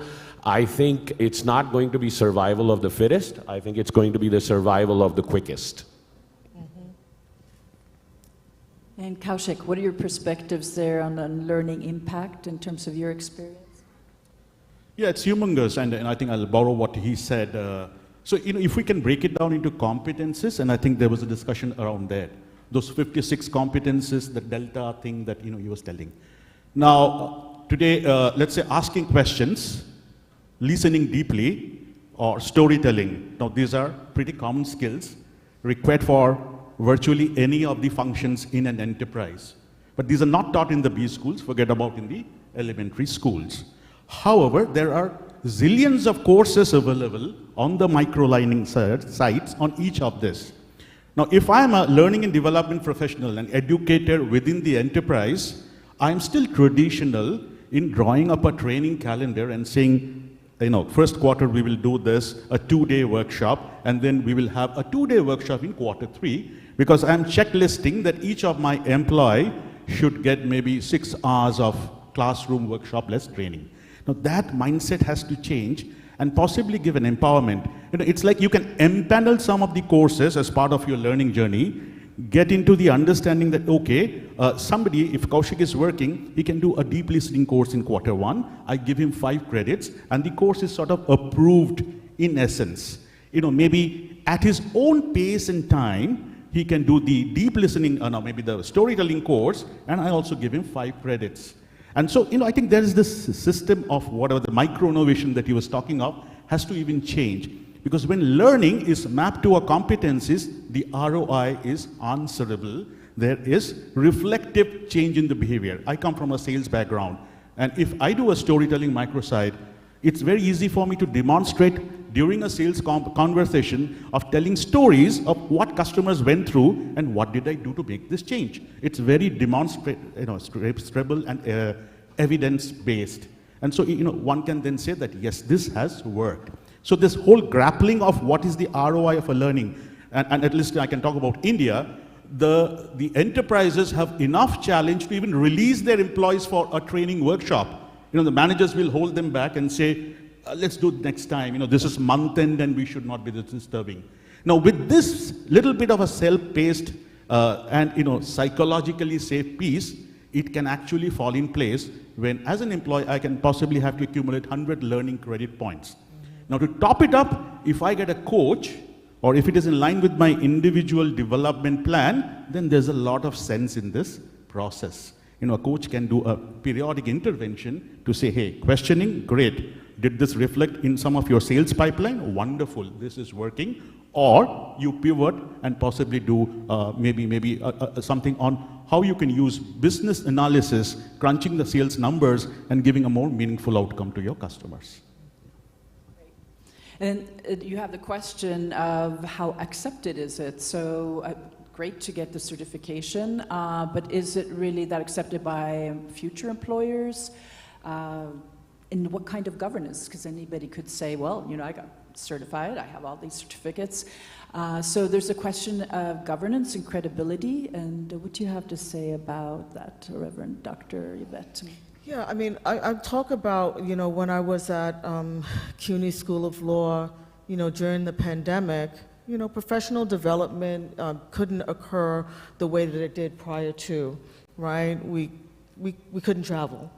You know, so one of the things that CUNY School of Law was able to do was they purchased the LinkedIn Learning for us as employers, so that we could take a number of different courses whenever we needed to, right? And you get the credential in, because, you know, if you have, let's say you're not getting it through your employer, and you have, you know, subscription with LinkedIn, you can access the LinkedIn Learning, and you can get the credentials. You can take a class in DEI. You can take a, you know, you can take a course in strategic planning. You can take a variety of different courses on, you know, how to communicate more effectively. I mean, all the soft skills courses that we were just talking about. So that's really beneficial for someone who is a supervisor and someone who is assessing their team or their staff to support their professional development. It's very beneficial. I am a HBCU Community Fellow. That's the Historically Black Colleges and Universities Fellow, which is part of Clark Atlanta University in Georgia. And I just completed a micro-credential on navigating board governance. And this particular fellowship that I'm in, right, is preparing, you know, all of us who are in higher ed to be executive leaders within HBCU institutions. And it's powerful to have that kind of credential that shows if we become a president of an HBCU or we're in some high-level executive leadership position, that we understand how boards work, that we understand governance, and you know, to be able to have someone look, again, like I said, through the metadata to see actually what I learned. When they access that, that credential, really is not only beneficial to them to say, okay, you know, Dr. Wilson, she really understands how this works, but it also is beneficial to me. I think governance is going to play a very big role. And I think, Dr. Wilson, you were referring to this earlier, how micro-credentialing allows you to test drive a potential career. So a quick show of hands, how many people here have at some point in their life doubted what they do? Is it their real true calling? Yeah. Right? So there's a fair bit of us. So this is something that needs to be regulated. And you see this on the internet, because you see all of the people trolling. Just because you have something to say doesn't mean you're really saying something of substance. And I think there are courses, and then there are courses that are well branded, and regulation needs to bridge that gap to make sure that the courses that are gaining traction or getting out there are ones that lead to meaningful outcomes. So I think there's going to be regulation that needs to be devised at the national level for countries, and possibly even at the international level beyond. And then there has to be a regulatory framework that should be addressed by industry bodies. And when these two segments come together, that I think will better align courses to be able to actually get to the outcomes. Because today, you look at on social media platforms, everybody can flash their certificate, right?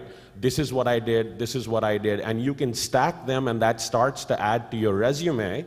But when you hire somebody like that, you may get disappointed that, you know, they have all of that stack, but the outcomes that they were hired to produce are not nearly anywhere close to what their resume was representing. So I think regulation needs to walk in. This is a fast emerging area, and I think it's the need of the hour. So academicians need to partner with government, need to partner with regulatory bodies, need to define the standards for the new world. I wanted to just add something because SUNY, the State University of New York, they are trying to do that. They actually have a task force, and they're working also very closely with faculty, right, to help to come up with the standards of excellence and standards that can be followed for this micro-credentialing. I think it's going to be interesting to see how the accreditors, you know, how they help to also standardize it. And I have not seen enough information that explains what that is going to look like. Well, it's very interesting to you know, hear that SUNY, that's the State University of New York. Yes, that's the State University of New York. Correct. So I'll give you a little more of a macro example here. If you look at my country, if you look at India in the last 8 years, you will see that there's almost $1 trillion worth of foreign direct investment that has flowed into India. And 60% of that number has happened in the last 8 years. And that investment has come into 61 different industries across 31 states. This is really happening at the grassroots level. And the beauty of this story is not that entrepreneurship is winning. The beauty of this story is what the gentleman, the keynote speaker earlier was referring to. It's accessibility. So today, people in tier 1, 2, and 3 cities have that same level of accessibility. So this is something I think that India has done really well, and it's got it right. And I think that's something that can be studied and can be learned from in how to create an effective policy framework that allows that kind of access to come to life. I'd like to hear from April, especially in the medical profession. Governments must be very important for micro-credentials, so I'd like to hear your perspective. Yeah, so with my field, the government really is very active with what we do. They govern quite a bit, some to a fault, depending on the state. They put limitations and not recognize the needs. So I was listening to Dr. Yvette talking about the employers recognizing the need for professional development or the changes. So with surgical technology, there's a great need. Just like there's a shortage of nurses, there's a shortage of surgical technologists. And these healthcare systems are recognizing that they need that. And there are avenues that they can take and get the assistance of the government to set up programs where they can do that. But what I found is a particular healthcare system in New Jersey that I work with, they were wanting to start a program where I told them they could hire directly out of their own, and that way they would have the employees with the credentialing and with the expertise that they needed to fill those open slots. So working together, just strictly for healthcare, working together with the government to say, hey, we need more of these programs, we need to get them approved, and then to working with the accreditors, because you have to have the accreditation that puts that stamp of approval on the program saying they provide the education needed for those that are coming through the program. So when we send them out into the operating room to work, they have the skills necessary. So there's no one or two people, it's a group, different groups that need to work together to make that possible. Great. Can I just add one thing? Yeah, so I think, there will be unusual partnerships in even regulation also. Government, wherever in the countries where primary, the education at the baseline is the focus, I don't think they're going to get into this as a priority now. However, social media is also, as you said, is a placeholder. Yesterday there was this conversation of ChatGPT and trusted ChatGPT. There is a verifier that's going to sit on the AI stack to say, if I say I have got an executive presence course from Stanford University, one is I need to have a Credly badge, that is one, but maybe platforms like LinkedIn will regulate and do a trust verification without me adding to buy that Credly, which is costly now, and do this little piece and say, Kaushik, this is not an impanel course by us. So you'll find unusual regulators maybe, fostering in this ecosystem. Excellent. So I think we've covered many questions, and I know we need to wrap up because we want to take a few questions from the audience. So just kind of a final wrap-up question, and if you look ahead into the future, what do you see for micro-credentials? Any last thoughts? What do you think we'll be seeing or enjoying? I think there will be an increase. From what I've seen, many people are changing careers and they are trying to find something different. And then they don't want to spend a lot of time in school going through 4 years, 5 years of training. They need something quick. For my students that I've had come through, a lot of them are non-traditional students. So they have families, they have husbands, wives, and they need to work to take care of their families. So they are more committed, they're more dedicated, they come in ready to learn, and in a year, 2 years' time, they're done and they're moving on. So I think with the need and what we have going on, they're gonna rise up a lot more. And we need to have the programs in place to send them through, get the training, so they will be ready for it.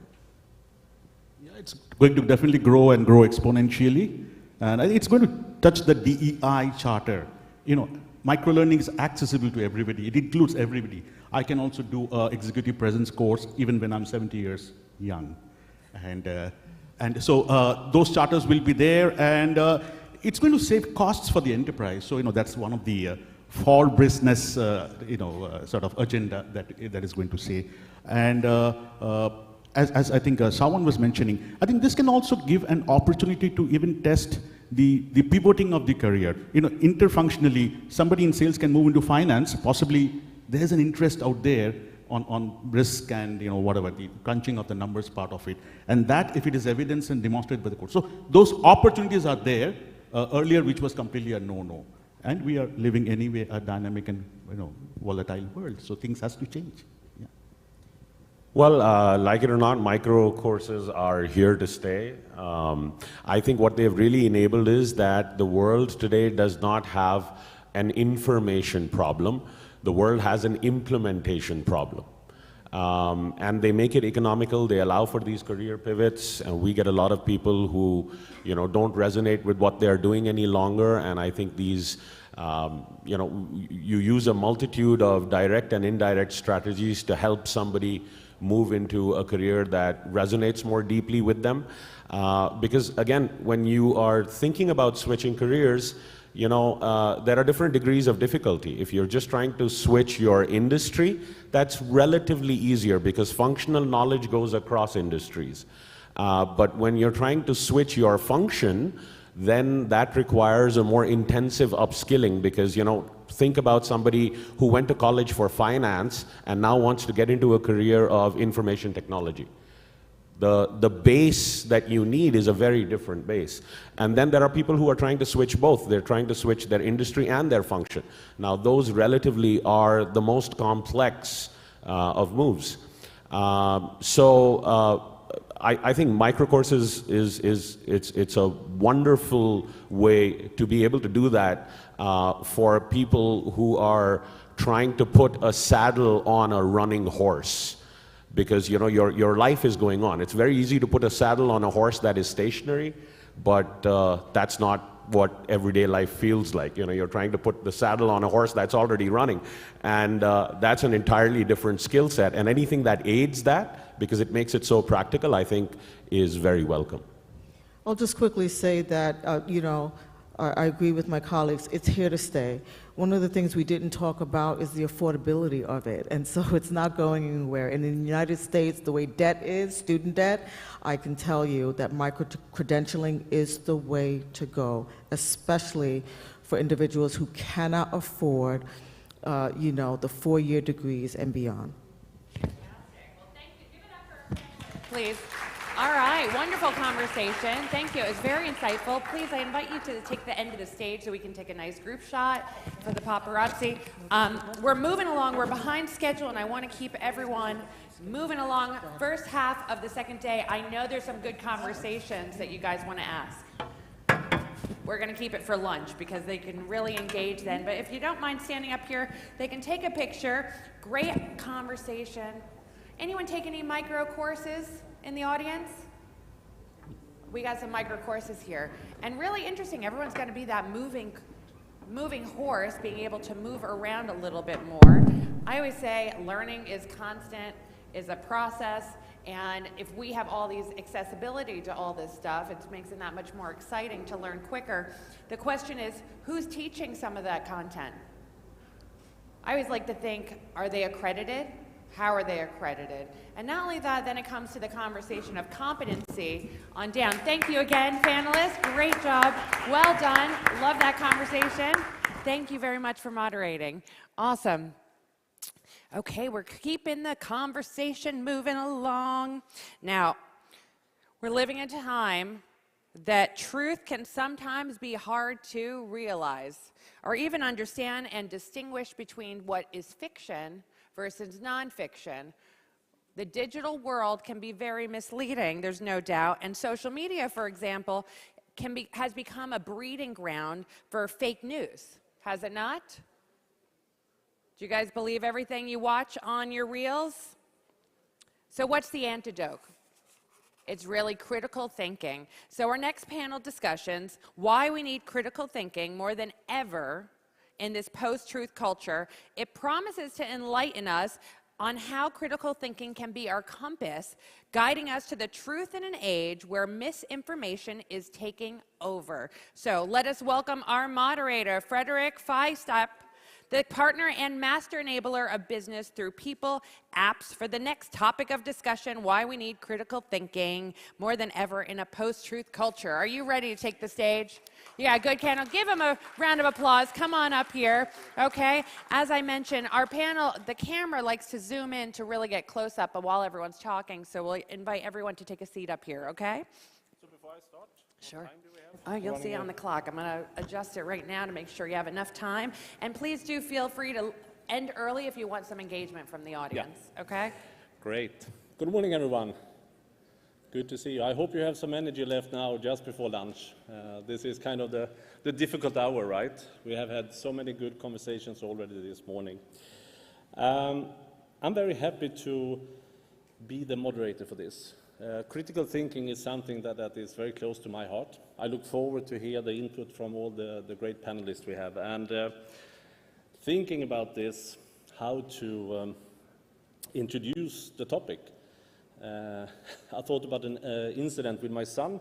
He's 18 now, 18 years old now, but this was 6-7 years ago. He was a bit smaller, right? YouTube was still kind of fairly new. And he came down almost every morning and kind of, he had seen something there and took that as a truth. And one thing I particularly remember is coming down one morning and said, Dad, you know, I love cornflakes with cheese. And I said, and milk. I said, do you really love that? Or have you just seen it on YouTube, someone telling you that's good? Oh, yeah, I've not tried it, but I really love it.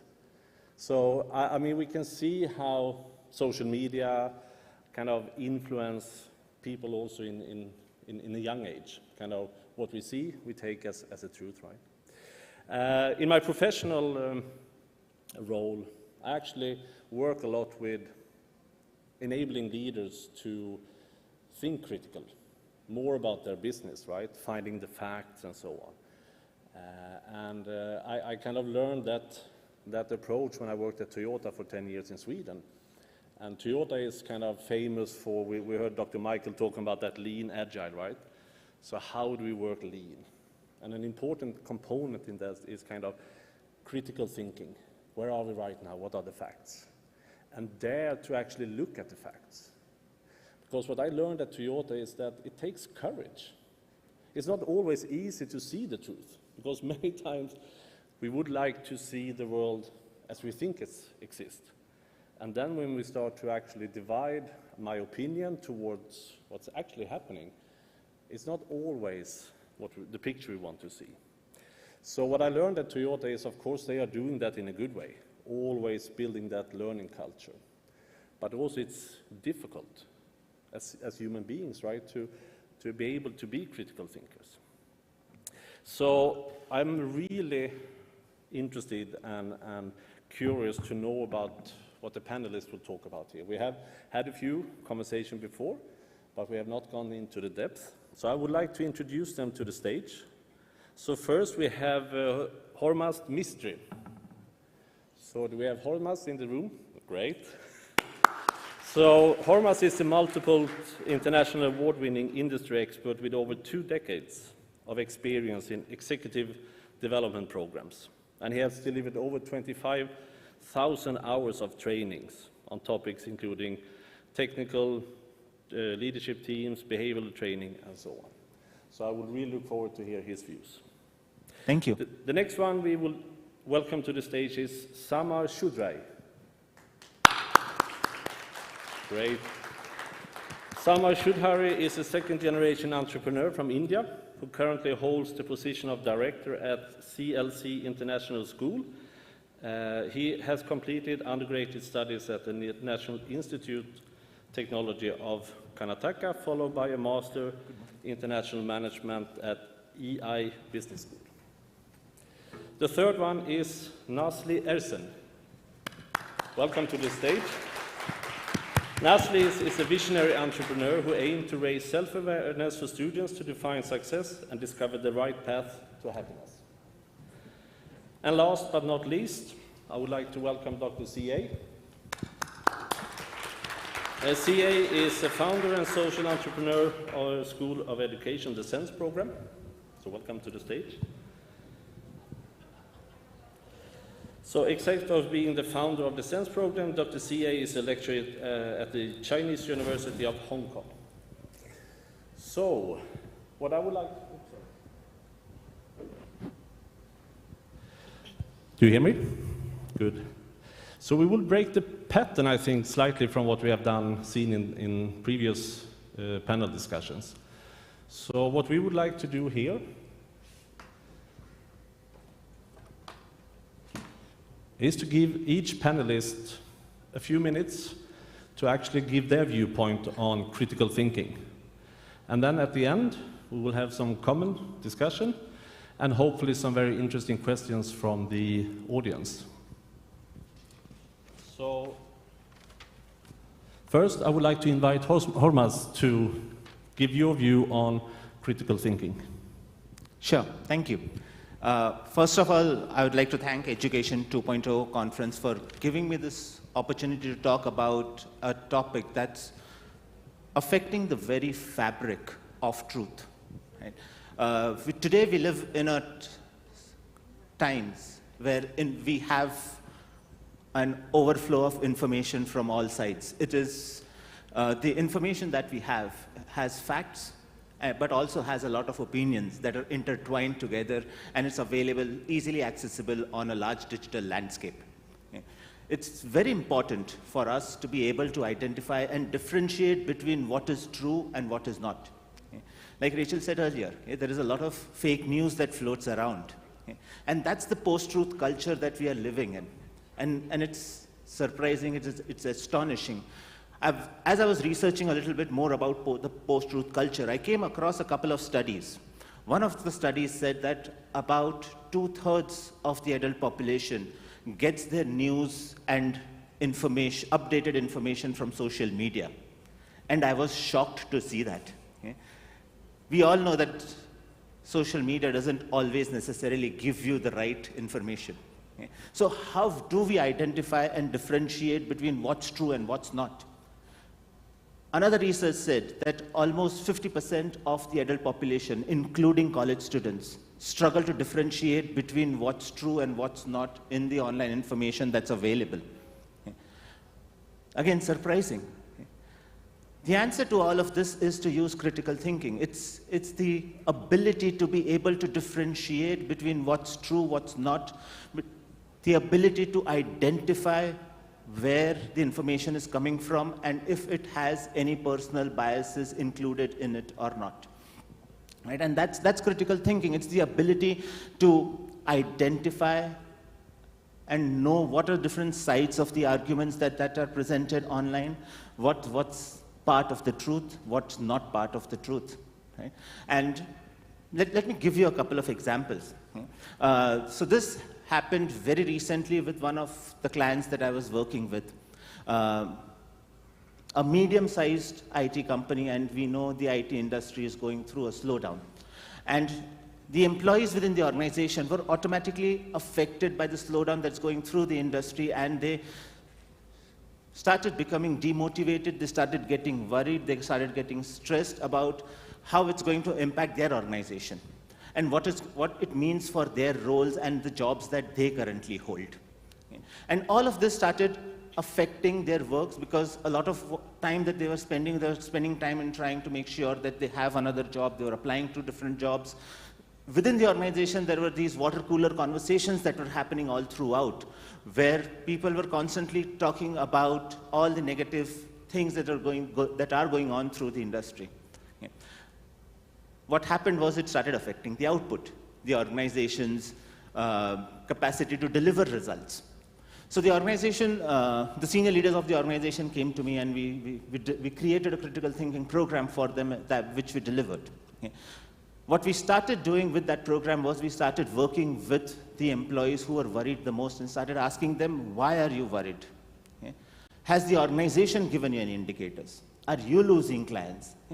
We started enabling them with the right information. We started showing to them, these are the kind of questions that you need to ask to understand whether your job role is really in threat. Is your organization something that's really going to be affected? It's also, to a certain extent, with these large organizations that have not really used critical thinking when they have hired loads and loads of individuals across different roles. Just about last year, on my LinkedIn feed, I was seeing every second individual getting hired by Meta as a product manager. And I started wondering, does Meta really have those many products, as many product managers they are hiring, right? And we see that happen, and the result of that is what we are seeing today. They are laying off thousands and thousands of employees because they didn't think about what the future may hold. Do we really need those kinds of employees, right? So that's how I see the need for critical thinking, not just from an information point of view, but also from a futuristic planning point of view, from organizations, from individuals, and so on. Okay. How do we build critical thinking? I think there are 4 key things that one needs to do to help build a critical thinking mindset. The first one is start asking more questions. What is the truth? Is this true? Where's the information coming from? What are different sides of this information? What can we do to make sure that we hear all sides of the arguments when it comes to any given information? The second is create a mindset of open dialogue and open views. Something that allows you to have open dialogue, understand what others' viewpoints are, and start valuing and appreciating those as well, and understanding where is it that they're coming from. Okay? The third is to build analytical thinking skills. Okay? The analytical ability is something that's going to help you realize and determine when you get information from having an open dialogue, asking those questions. It's the analytical ability that's going to help you identify whether the information that you're receiving is something that you should take it at face value, or does it need further more research, further more checks, maybe going to some experts to find out whether it's really true or not. Okay? And the last thing that one needs to inculcate is a lifelong learning mindset. Okay? It's only when we keep learning more and more about new informations, new technologies, newer things that keep happening around in the industry with us, it's when we will be able to imbibe critical thinking in a more detailed, thorough manner in ourselves, in our mindsets, and that's something that's going to help us in this culture where we have a lot of misinformation and fake news floating about. Right? So that's my thing. Great. Thank you. Thank you. I think what you speak about, the power of asking the questions, right? The why, and it's so important, and keep that open mindset. Right. It's important, but not always easy, and we will come back to that at the end of this conversation. Yes. So thank you. I would also like now to invite Samar to give your viewpoints on critical thinking. Hello. First of all, thanks to Education 2.0 to give me a chance to share the stage with this great panelist. So let's start from basic. What is post-truth culture? Like, people are taking decisions on what they believe, on their emotions. People nowadays think what we think is the truth. That's creating a problem, like people are not ready to mold themselves on the discussions, or they're not ready to accept the truth if it's against them. How can we solve this problem?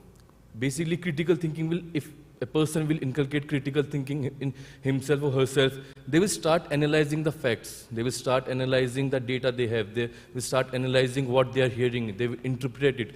And then, according to those interpretation, they will take the decision, which will, what I would say, reduce the chance of conflicts. As an educator, I agree with, we can have sessions with our employees and to inculcate critical thinking with them. But as I come from schooling, an educator, we should go back when they are of age 6 and 7. We can have different systems in the school, different programs in the schools, because what they will learn in their schooling will make a strong foundation, because they will inculcate all the, what I will say is, the critical thinking, or all their mindset will depend on the schooling education. So if we start working on media literacy, we start working on collaborative learning, we start working on internship, we start working more on debates, because it will help them to hear what others are believing, what others are thinking, and to absorb their views. There is a new term in India which is called WhatsApp University. And so people are now graduating from WhatsApp. And we are 1.5 billion users on WhatsApp. It will take 5 minutes to spread rumor in whole country. You just make a post, spread on your group, and in 10 minutes, and let's say 15 minutes, the whole India will be reading that news. Let's say even if the 10% of are not using the critical thinking, it's 10% of 1.5 billion people. It's a huge number. It can create conflicts and chaos. I'm remembering one incident. It happened 2 to 3 years ago. There was a small village in India, and the people started circulating fake news, and it cost 2 people life. They were mob lynched. The news was faked, but the people were not using their mind, and 2 people lost their life. So it's the need of the hour. We should work on our students to inculcate the critical thinking in them, to tell them that whatever they are learning, whatever they're hearing and listening or reading online, it's not true. You should check the facts, because they are the future. In the next 15 years, they will be running the big companies, big entrepreneurs. They will be working as an employee. So we should start working critical thinking in schooling education. Thank you.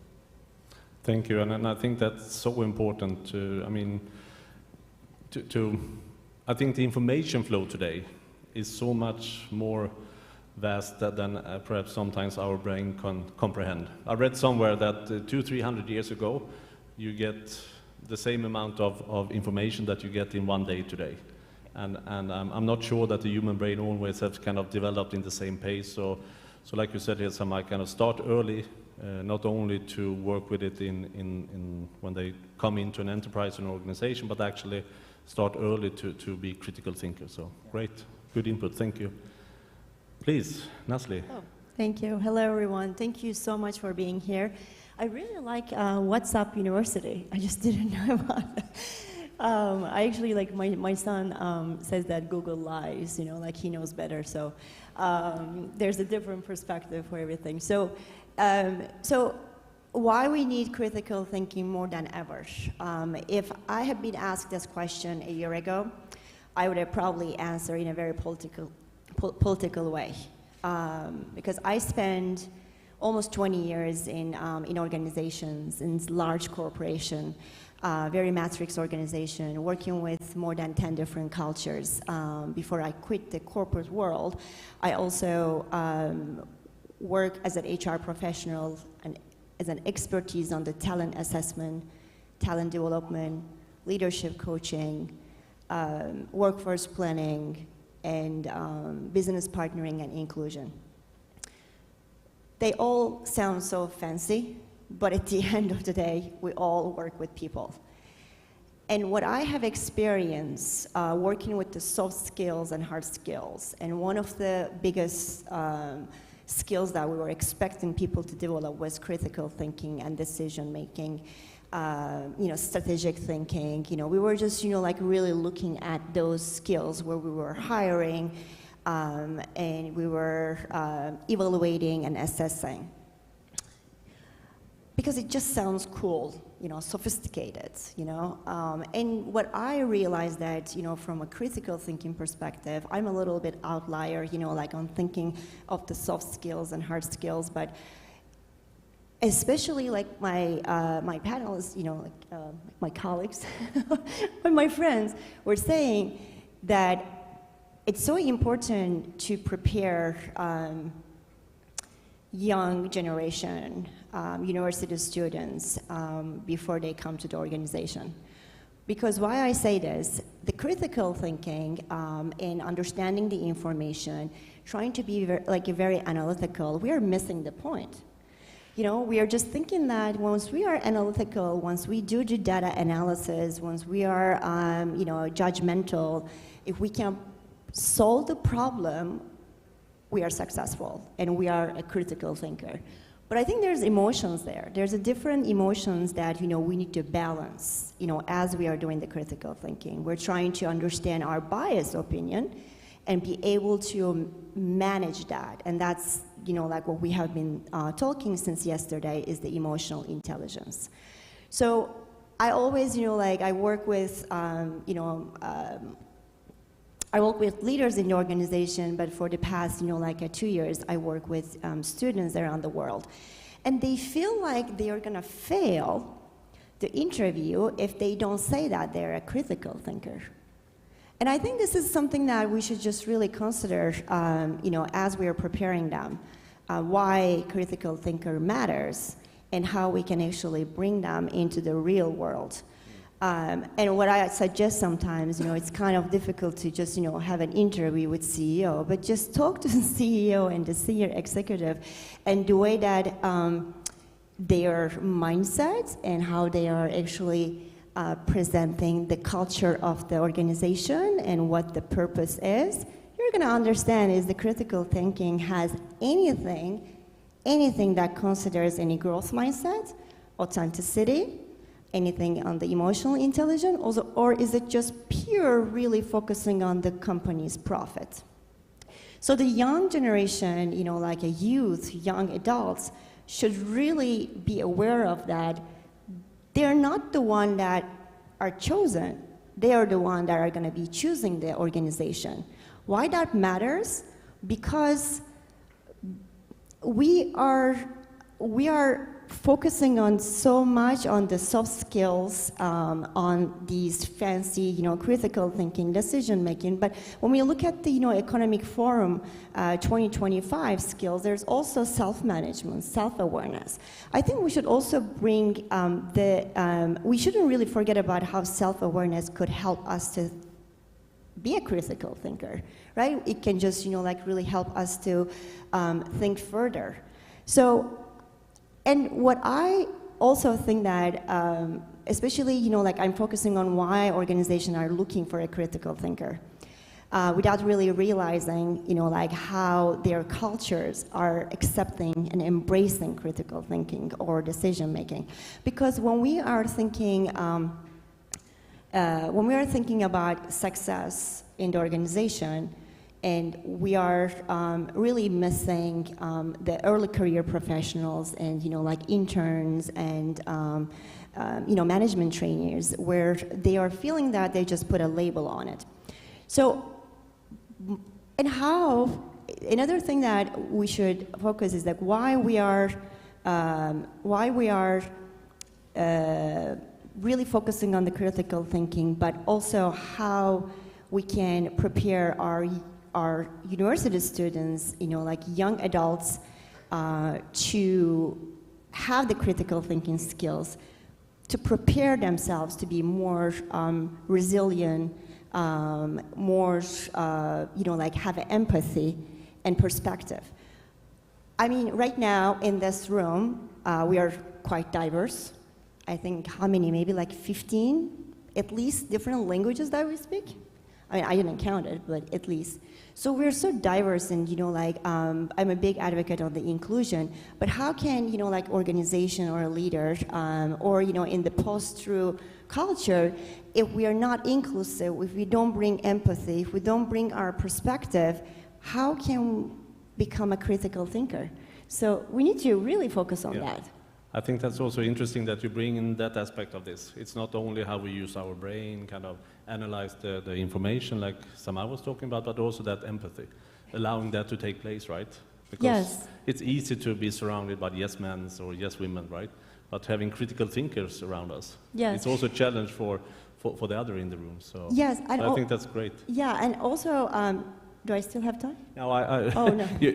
I hate to interrupt, but I also would like CA to present your view, and we will hopefully have continued dialogue afterwards. So, and you wanted to show some slides? Yes. So, do we have a clicker?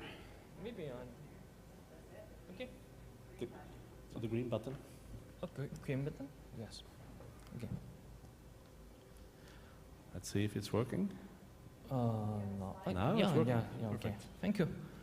Hello, everyone. I'm Dr. C from Hong Kong. I'm teaching the student about critical thinking, empathy, problem-solving skill, and also start a program to help the student and young adult to become a social entrepreneur.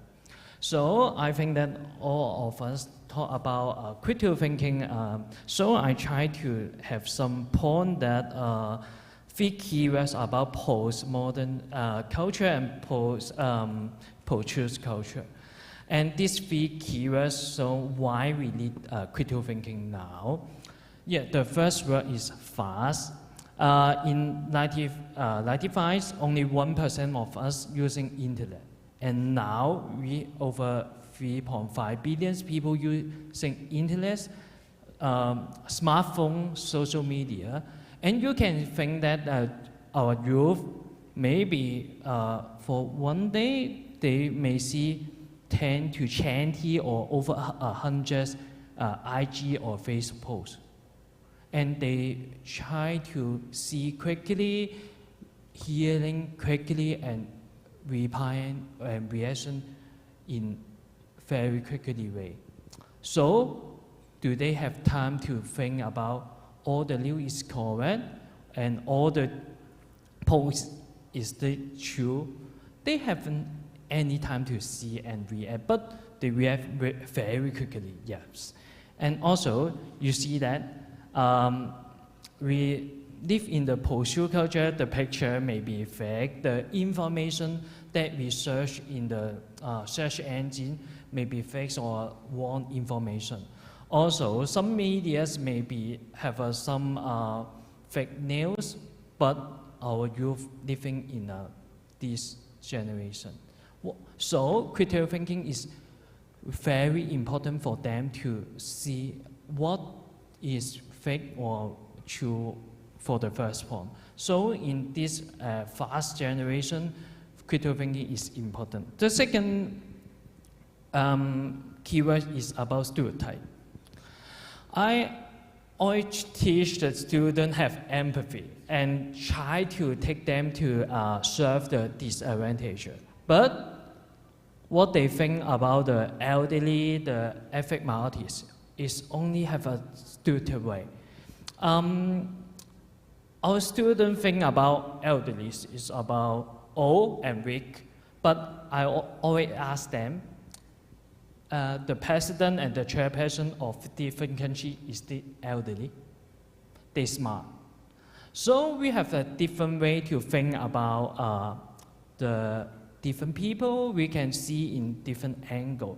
I always ask those questions is that student with poor grade a bad student, maybe no one will show up your hand because all of us is teacher and the educator. But our student think is correct because the school teach us to have a good result and good academic result. And they use most of the time to be a good student. But is that only one way to be a good student? Only academic result? No, but they believe in this. So it's full of stereotype and error and bias on our society. How to make those stereotypes become another way and different way? I always use this picture to see and teach the student how to think in different angle. The basic angle may be only for the people, age, race, caste, and gender. We can think in different way, also in demographic way, geographic way. We have different angle to see the disadvantage and see what really they need. And the third keyword is about the emotional. In the post-truth culture, emotional is a very important word. Do you see the picture? These some living places in Hong Kong. The most developed country and city, but we have some people living like this. So we will feel sad, disappointed, or feel any emotional. But what next? We will feel unhappy of those pictures we see every day. But what is the action? What we can do for those poor and the disadvantaged? We don't even stop in the emotional. We should turn the emotional, transform it to the action. So what can we do? We should think about why they happen in our city and what is the root cause of the problems and issues. So I have some example that a social enterprise in Hong Kong to do some model to help the poor in the Hong Kong. I will not share the model now because of the time limit, but for this case, the social enterprise founder used 3 years to find the root cause of Hong Kong city on the housing problems. And I teach to students, you should spend your time, spend your effort to find about the root cause of everything you want to serve and you want to solve the problems. This is more important about problem solving. Only one page is one up to summarize my speech, fast, brutal, and emotional, and why critical thinking is important for our youth. Thank you. Thank you, CA. So I think you have all now painted a quite broad picture of what is critical thinking, the need of critical thinking, how it can look like, and so on. And I'm guessing some of you will recognize yourself in the audience, kind of, yeah, this is a challenge. We need to probably do something different and so on. So I have a question now to kind of bring it back closer to us. So with this inspiration that we got from you today and kind of the conversation we have, going home from this conference, so how can we begin to break the pattern of a non-critical thinking? Kind of, what can we do leaving here if we want to strive towards what you are talking about? Hormaz, what would you say? So I think to bring it home and to take it in, I think the most important thing is to help individuals build in intellectual thinking. Like Samar just talked about the WhatsApp University. A lot of fake news and information that is being spread around is consumed emotionally, and that causes a lot of conflicts. That causes a lot of discomfort, that causes a lot of stress and anxiety amongst individuals. The moment we step away from the emotional thinking bit and start thinking intellectually, it's going to help us identify what's really true and help us identify what the next steps would be. Okay? I'm not saying stop being empathetic towards others. Stop being emotional when you're consuming the information that's coming to you. That's what I'm trying to talk about. And that's essentially what critical thinking is all about for me. Great, thank you. Samar, what would you say? What can we do to start to break this pattern? Let's start from ourselves. Even if we are reading something, are we using our brain before analyzing the news?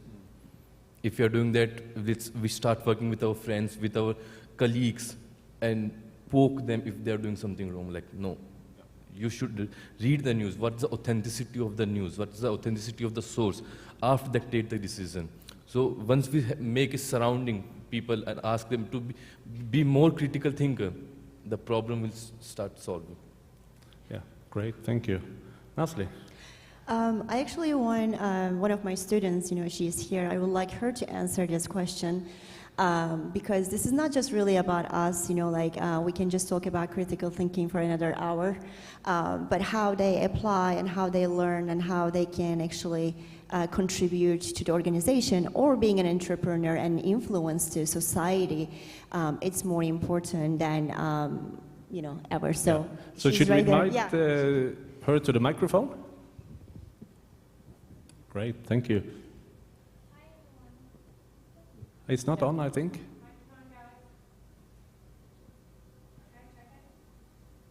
Hi. Yes. I can hear my voice. Hi everyone, my name is Tanzila. Thank you so much for this opportunity. As a 19-year-old senior finance student, I wish we had more classes related to critical thinking rather than just math and statistics to prepare us for life and work. And as I try to improve this skill of mine, I think the most important two barriers for critical thinking is just social conditioning and having biased thoughts, because sometimes we work in conditions with strict policies that we don't even realize we are conditioned to think in one way, or we are not aware of our emotional triggers or traumas, and we act out of fear. Because of that, I think we need to liberate from those two things to evaluate and can come up with healthy counter-arguments.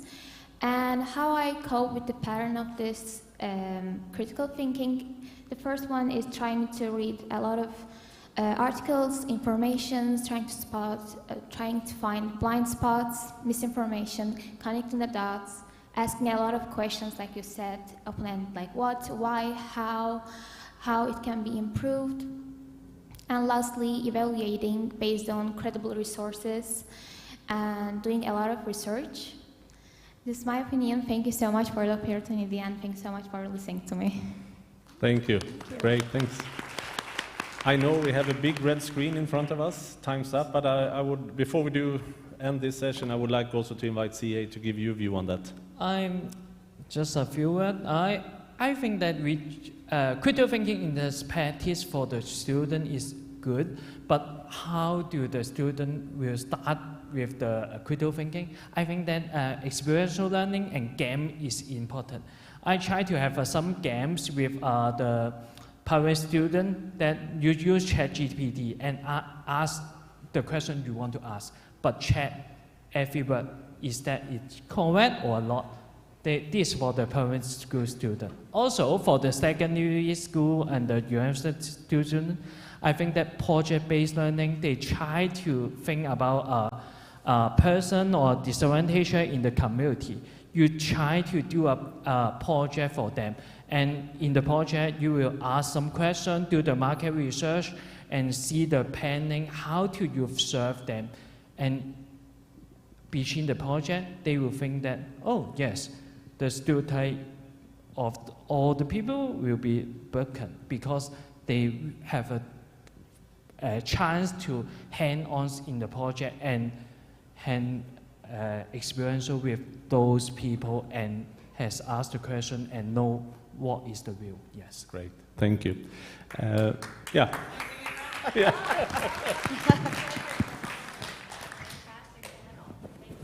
we're going to ask everyone to stand up here for a beautiful picture.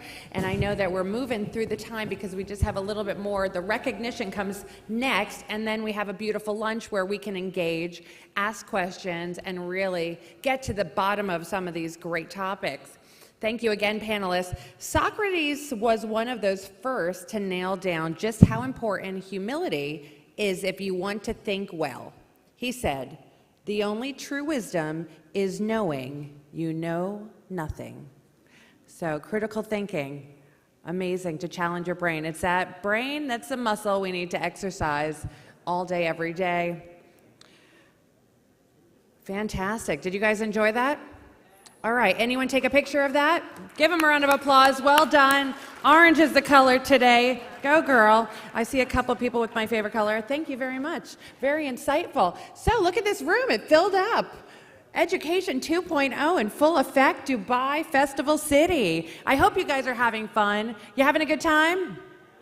This is one of my favorite parts because this is recognition of the experts in the room that are making huge waves, as they say, to the education industry. We have the trailblazers here that are driving forward this industry, changing the way we think, challenging the way we do business, and really driving new change within our industry globally. If you look around, we have a huge multinational audience where people around the world come to Dubai just to meet, network, connect, and learn from each other. So bravo for being here. Bravo if you're online and watching us stream live on YouTube. I entice you to share this moment with your friends, family, cousins, neighbors, colleagues, clients. This is your time to shine, so don't let it go unnoticed. When it comes to building relationships with anybody, credibility and trust are two things you need to overcome. Once you're up on this stage, this is your moment where you can say, all that hard work, I've done it. Look right here, I've gotten recognized in my industry by my peers. So I want each and every one of you to take an extra few minutes while you stand there in front of this beautiful crowd and really shine. Shine and share this with the world. This is part of your story. Each one of you have a moment to really recognize the hard work you've done to be here today. So well done. I'm delighted to have the distinguished presence to invite up to the stage someone who's going to help me give out these awards today. She's driven to motivate people and insightful transformation change. She relies on evidence-based science strategies. Oh, she's running up to the stage to deliver results. Put your hands together. Dr. Maya Madkour, come on over to the mic. Let's find out a little more who you are. I love how eager everyone is. Everyone wants to run up. Come on up here. Okay, girl. Love the energy. Hello, everybody. My name is Maya Madkour. It's a pleasure to be here to assist with the awards that you guys have so duly earned. Just really quick, very brief about me. I am a positive psychologist with a background in sociology and political science. I'm an assistant professor, but soon to be, pivoting into the world of speaking. And I'm an author, soon to be a podcaster. Very, very delighted to be here. My passion and purpose is to motivate people, inspire people, and hopefully I plan on doing that for the rest of my life. Congratulations to all the awardees when we're going to do that now. Amazing, amazing. Thank you. Thank you for being here. Awesome. My microphone on? You guys hear me okay? Great. Okay. Here we go. Are you ready? You're going to have a nice exercise of hands today, but I promise you'll be awarded with a beautiful lunch afterwards. First person up to the stage, founder of HSE Arabia, a leading organization dedicated to promoting health and safety education. With a strong passion for empowering others, our next winner has been instrumental in enriching Arabic health and safety content, translating key materials, and developing innovative resources. Please put your hands together for Ahmed Alawawi.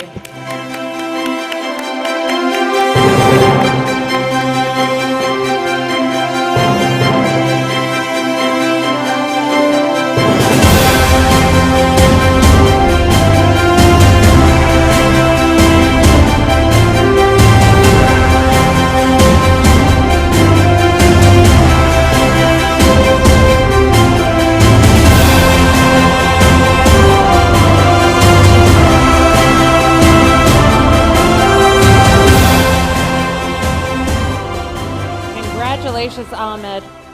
Wonderful. Next person up, we are going to celebrate an India head of Salesforce competency at DynPro, bringing 22 years of industry experience from leading companies like Wipro Technologies, TCS, and IBM as a certified soft skills trainer and life coach. She prioritizes her team's happiness and encourages work-life balance. Put your hand together for Anuba Matali. Come on up to the stage.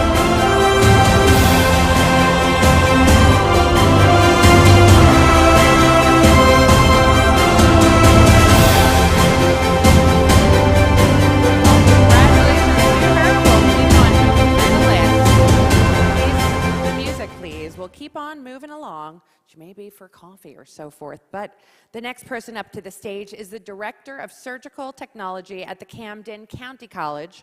With over 18 years of experience as a certified surgical technologist, April has dedicated her career to education and advancement of surgical technology. She's a vice president of NJAST State Assembly and a fellow of the Association of Surgical Technologists. Put your hands together. You heard her name, April Anderson. Coming up here, girl from Texas. Yeehaw, it's time to shine.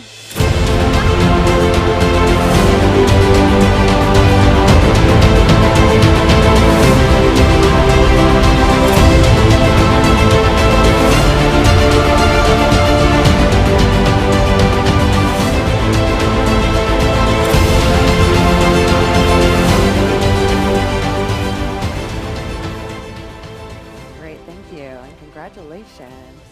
I want everyone to think, where are they going to put this award? Where are they going to look at it every day and say, I did a good job, right? You want to make sure you're relishing in this hard work. Next person up, I want you to put your hands together. A professor, provost chair of architecture that's built an environment of National University of Singapore, a renowned expert in this field. Put your hands together for Ki Po Lam. Come on up to the stage, and it's time to shine.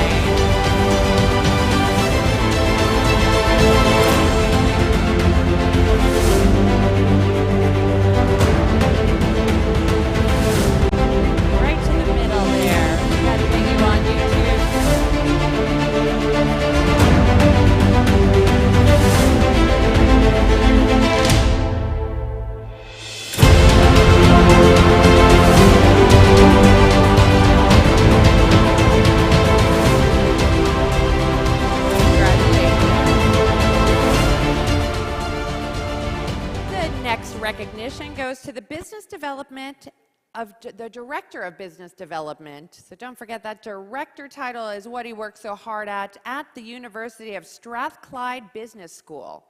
With extensive experience and a strong background in strategic planning and market analysis, he is dedicated to driving growth and fostering partnerships in the Middle East business landscape. Let's put your hands together for Elvin Joseph.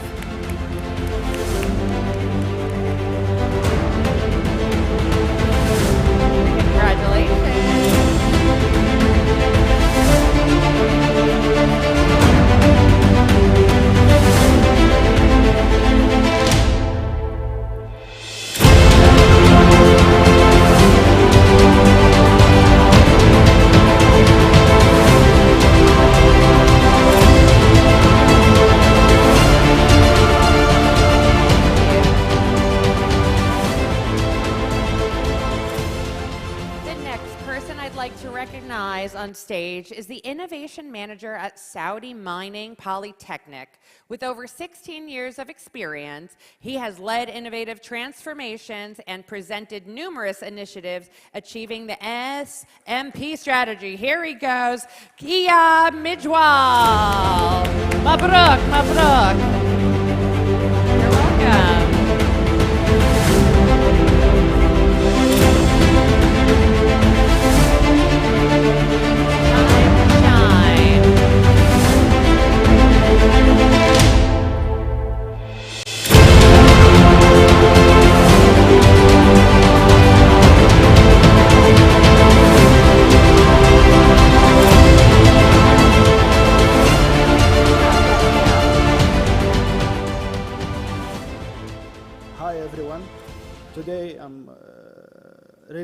amazing to be with hundreds of years experience in educational. I would thank our leader at Saudi Mining Polytechnic, and thank you for your comment. Thank you. Thank you and congratulations. EAB excels in sustainable projects. Might be a good conversation as his knowledge of the Knowledge House and Smart Garden. He's doing training classes, interactive electronic systems. I mentioned some of the highlights because as everyone has a different need in the audience, I want to make sure you understand some of the value of the people coming up on stage. So when you speak and network, you have a couple great conversation topics to begin.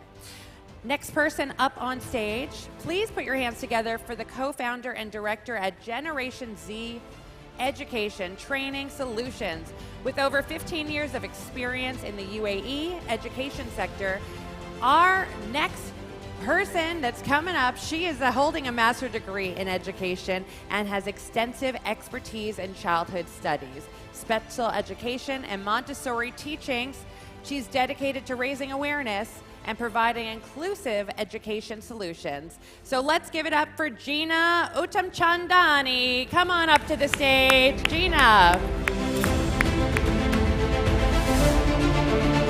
Well, congratulations, Gina.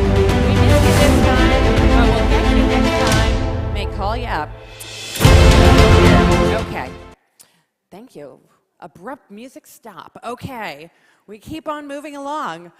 The next person to come up on stage and relish in this moment is the managing partner and master enabler at Business Through People Apps. You've seen him on stage, a company he founded in 2012.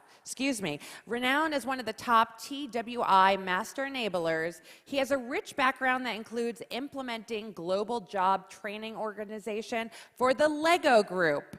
His expertise is captured in his book, Building a Global Learning Organization. So let's put your hands together. He's earned him the esteemed Shingo Publication Prize. John Valema, come on up to the stage.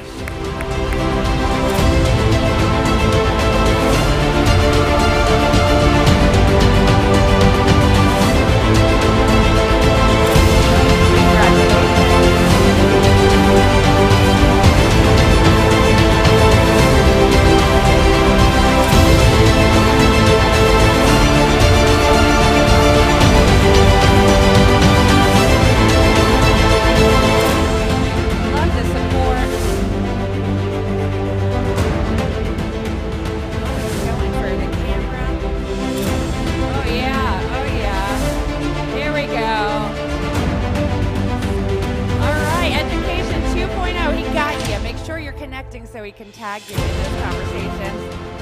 Well done, John. You want to take a moment to say hello? No, thank you. Okay, nice to see you. Congratulations. It's quick, you know? I'll give you an opportunity to shine. Take your time. He's going to post, though. Tag me, don't forget. Okay. Next, let's give it up for the founder and executive director at Global Mind Network. You saw her up here on stage with a PhD from ESCP Business School and over 25 years experience in education. She is a doctor for the Global Innovation and Leadership Professor. Come on up, Karina Jensen. She did a spectacular job for the panel. Congratulations.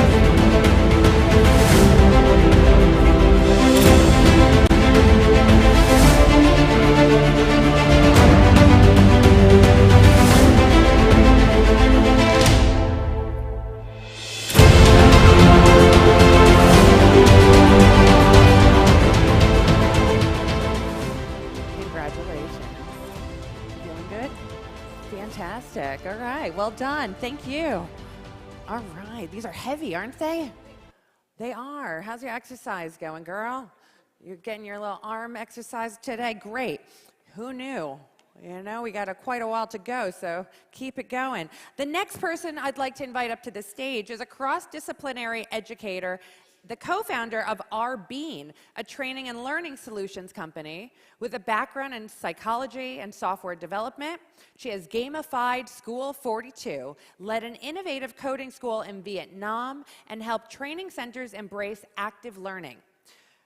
Let's put your hands together for Lori Mazard. Come on up to the stage. Lori.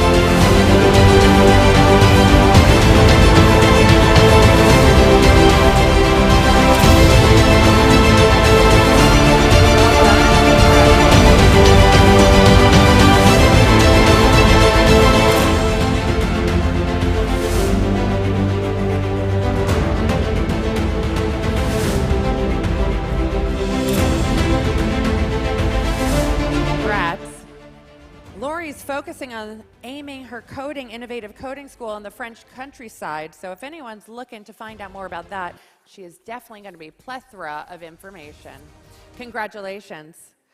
Next person on stage, I'd like to invite the Vice President of Admissions and Enrollment Management at the Franklin University in Switzerland. She is a certified leadership coach of higher education professional with expertise in strategic enrollment management. Put your hands together for Cecilia Perez-Molo.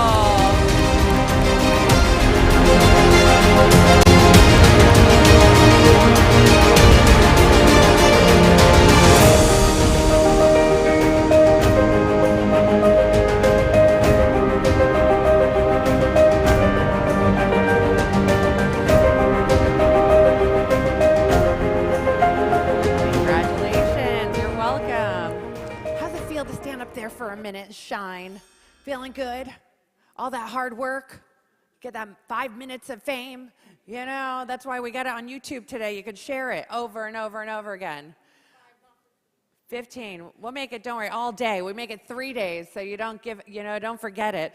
The next person on stage is a founder and CEO of Elevate, Sustain, Prosper, where she serves as a transformational leadership and wellness coach. You know who I'm speaking about, with a focus of empowering change makers and sustainability leaders worldwide. Put your hands together for Maha Makalowski. Until we top that up. Yes? Once again. Do it again. Put your hands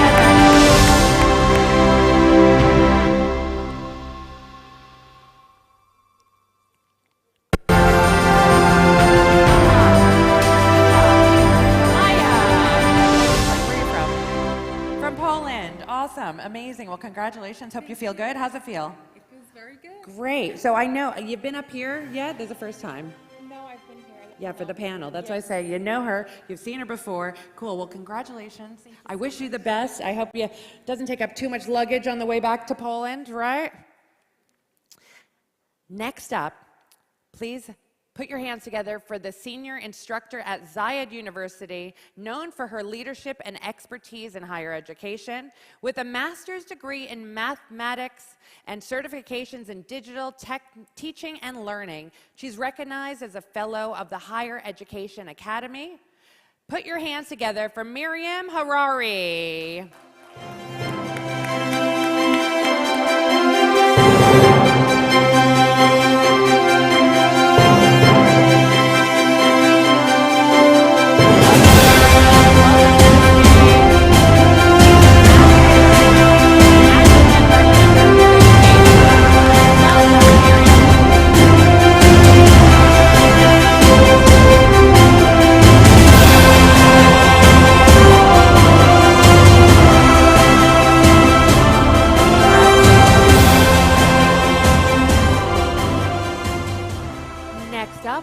Recognition is the chair of Science Facility Board at Vrije University, Amsterdam. My husband's going to kill me because I married a Dutch guy and I can't pronounce any Dutch words, so she's going to correct me when she gets up here.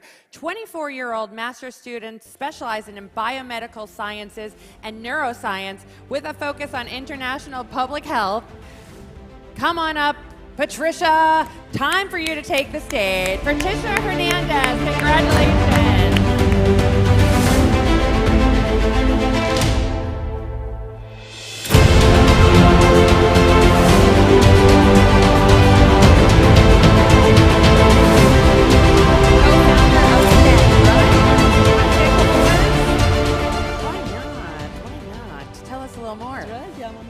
Yeah, of course. Take your moment. Yeah, well, thank you very much. Indeed, it's Vrije Universiteit. I'm not Dutch anyway, so I cannot perfectly pronounce it, but thank you very much. I received prize for both Chair of Faculty Board, Chair of Women in STEM. So I have to thank all the rest of the team, the Go-Ahead, that's also there of Women in STEM, Tati, and all the rest of the team of this group and of the Faculty Board. I could not do it without you, so this prize is also yours, and thank you all very much. I'm really glad I could meet all of you today. Wonderful, you're welcome. Congratulations, thanks for being here. Thanks for being in here and really taking that moment to shine. Next person up to the stage to be acknowledged is the CEO and co-founder of The Mind Takeaway, a boutique consultancy specializing in leadership development. He's an executive coach, mentor, adjacent professor, and expertise in cultivating high-performing teams for international companies. You may have seen him out front podcasting or running up to the stage and running a panel. Peter Griffith, give him up. Congratulations, Peter.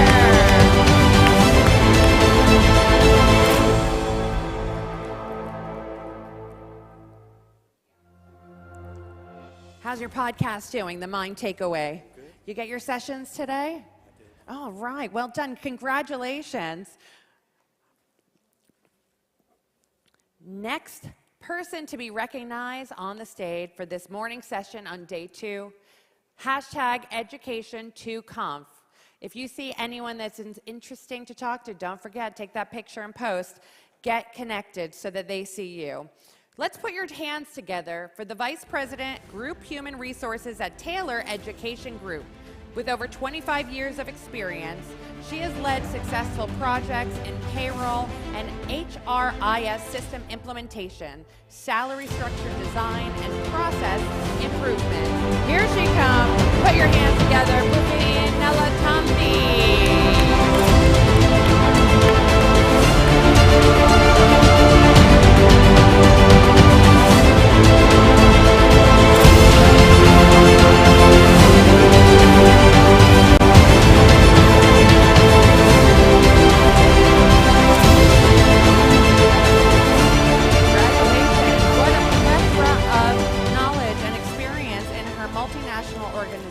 That go way beyond oil and gas, technology, really from General Electric to Honda. So she has a plethora of organization knowledge from those big multinationals.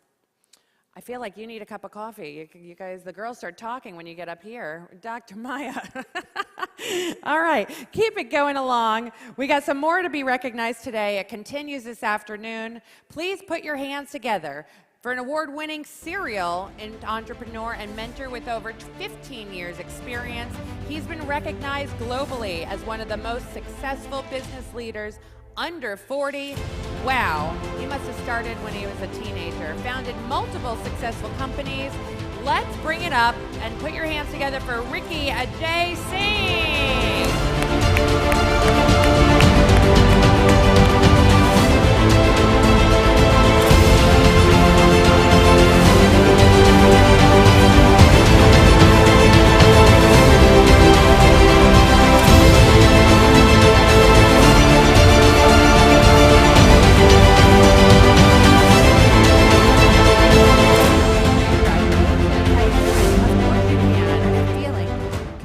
So, thank you all. 4 years back, I wanted to kill myself because I was done with life, but now I'm the owner of 4 companies, so the number 4 has been quite special for me. When I was even younger, I'm now 29, my mom told me a story. She told me, Ricky, you will be the star of your family. You will always protect me. So, Mamaji, as we call in Indian language, Mamaji with respect, this one is for you. I hope you will be proud in the Netherlands, and thank you all. Congratulations. Wow, thanks, Mom. Love that. Power of families. Yeah, that is beautiful. Change your life, man. Wow. Okay, get me going. Let's continue on, shall we? We have more people to recognize for their great work towards education. Let's bring up the next founder and CEO of Chapter Apps, Inc., a digital training and learning platform.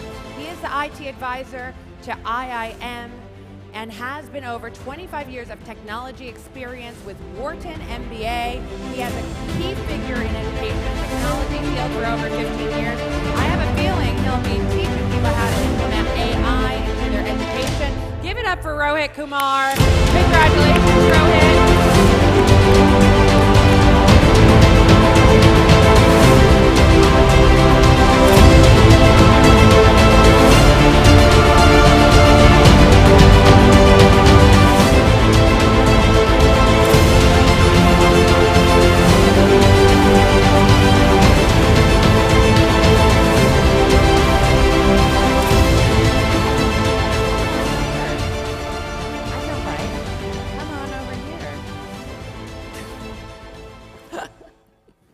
Thank you, Rachel. Thank you, Education 2.0, for honoring me with this award. I think when we accomplish everything, it's actually not just because of ourselves, it's because of everyone we surround ourselves with and those who give us an opportunity.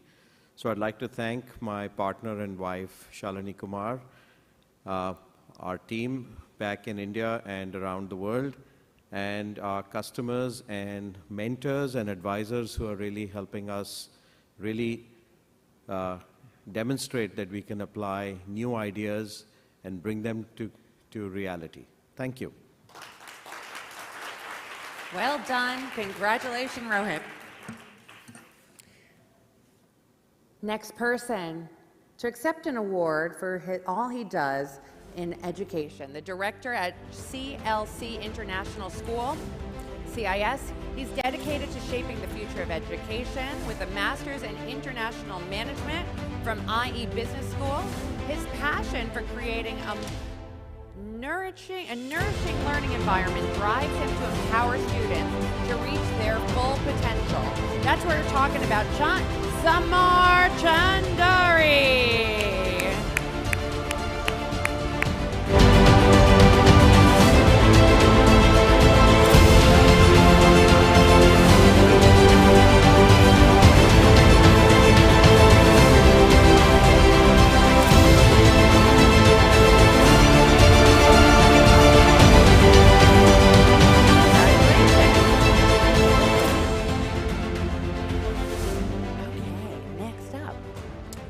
Right along. Let's put our hands together for the Representative Director of Growing Ups for Children, G-Ups, and a life coach, consultant, and business entrepreneur. After a fulfilling career as a school teacher, she has transitioned into coaching, supporting individuals. You're coming up. I'm going to cut it short then. Put your hands together for Sayo Arakawa.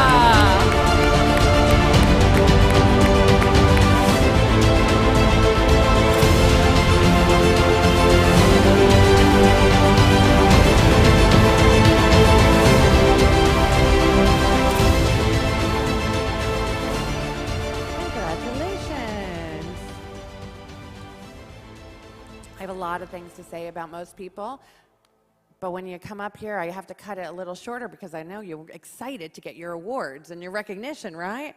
But she has so much information and guidance and this collaborative projects and publications. She's working with a lot of the same themes I keep hearing. It's about fulfilling your true potential, which I think is one of the biggest themes of this event, right? You're hearing it over and over again.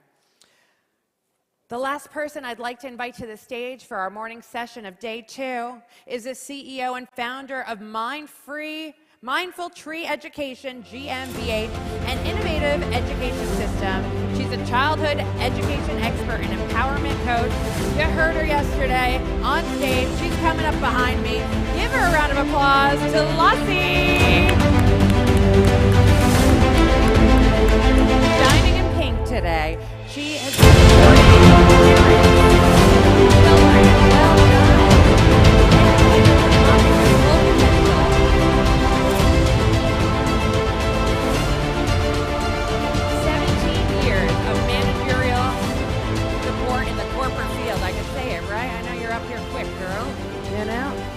you want to say something? Sure, you could say it. She's writing a book. She's going to tell you more about it. No, not about this. You're not going to tell him? So I take opportunity to say thank you to my family, to the families also that I get to serve, thousands of families and children, educators, and especially I want also to thank this big and wonderful audience that sacrificed their lunchtime to wait for us. And, of course, the organization, Education 2.0, and the amazing team, also the moderator. She let anyone sleep, and thanks so much for everything. Have a great day. Thank you. Congratulations. I'm going to tell you about her book, though. She's doing it, Mindful Tree Education. It's a concept she's working on. If you didn't see her on stage, a lot of these great winners, I just want you to know you've done an absolutely impeccable job here today. We have loved every inch of your knowledge that you've shared on stage. And there's so much more time to share. There's so much more knowledge to learn. So well done to each and every one of you. Let's give them, everyone, round of applause for everyone that came up on stage to be recognized this morning of day 2. So as we continue our agenda, we are definitely going to stop and take a delicious lunch break. It's basically about time for that lunch. We're going to continue networking. I know there was lots of opportunities to connect, a lot of conversations that just begun. But before we move ahead, I'd like to give another shout out to our silver sponsor, Agile Evolutionary Group. Thank you for your seamless support. All right, so you guys, and I always say connect. Connect with me. I'm tagging you on LinkedIn to make sure you are connecting with others. So if you don't get an opportunity to meet everyone, this is a full room, help yourself by connecting with the coordination of this event. Hashtag Education2Conf is the name of the game. If you see anyone up here that you really love a conversation, take a picture, tag all the speakers, tag the event. You will be brought into the online digital space to communicate, and we can all see you. So it's not who you know, it's who knows you. I can't wait to meet you if I haven't. Again, a big shout out to everyone that gave some feedback. This is me, Rachel Muleman from the Biz Advisors, helping people connect, collaborate, and create globally. So it's such a pleasure to be here with you. I hope you enjoy your lunch. It's going to be great. It's just out on the ground floor. Are we doing pictures or no? No, we're not doing pictures? We'll do pictures later. There's tons of time for more pictures. We got a day and a half left. Enjoy your lunch. Ahlan wa sahlan, Dubai. Thank you for coming and joining us for day 2, guys. See you after lunch at 1:30 back in this room sharp.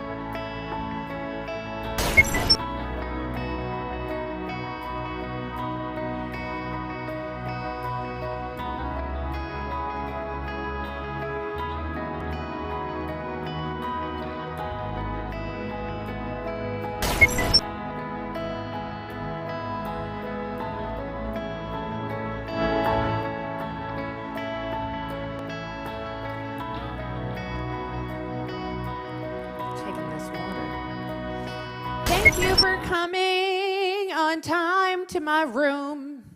I'm gonna sing you a little tune. Do you know I went to school with Alicia Keys?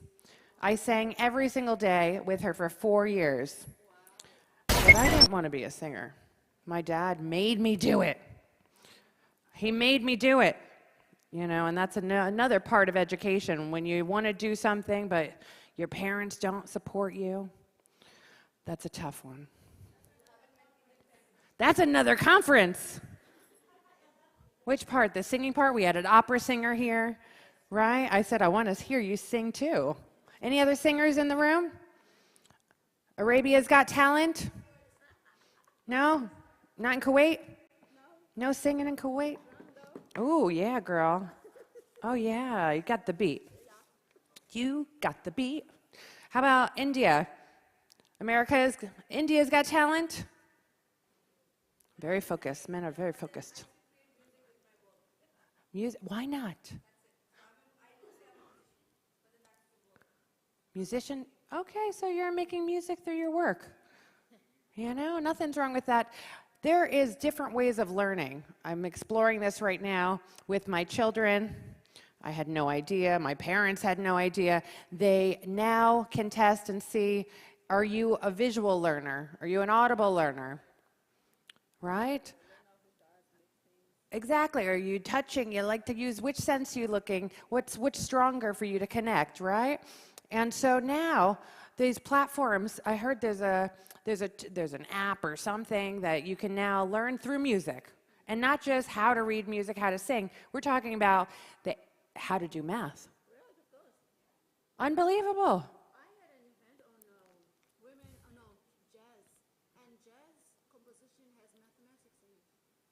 Absolutely. That's crazy. Amazing. I love it. I love it. There's so many options. So many options. The world is your oyster. Are you guys getting out what you need from this event? Do you feel you're getting like a good event? Yeah? Is there anything you need? Anything else that I could do for you as your host, MC, hostess with the mostest, here to make you have a good time? Nope, you're good? Anyone not connecting enough? Anyone need a minute to shine on the microphone? No? Because I want to make sure I'm not talking too much. I'm just talking because nobody else is. But I'm happy to give the mic to somebody else so you can shine. Shine as bright as a Chrysler building in New York City. I lived down the street from that building. Every day I saw it. I lived in New York City growing up. I grew up on 42nd Street and 2nd Avenue, and I stood in Times Square every day waiting for 104 bus, public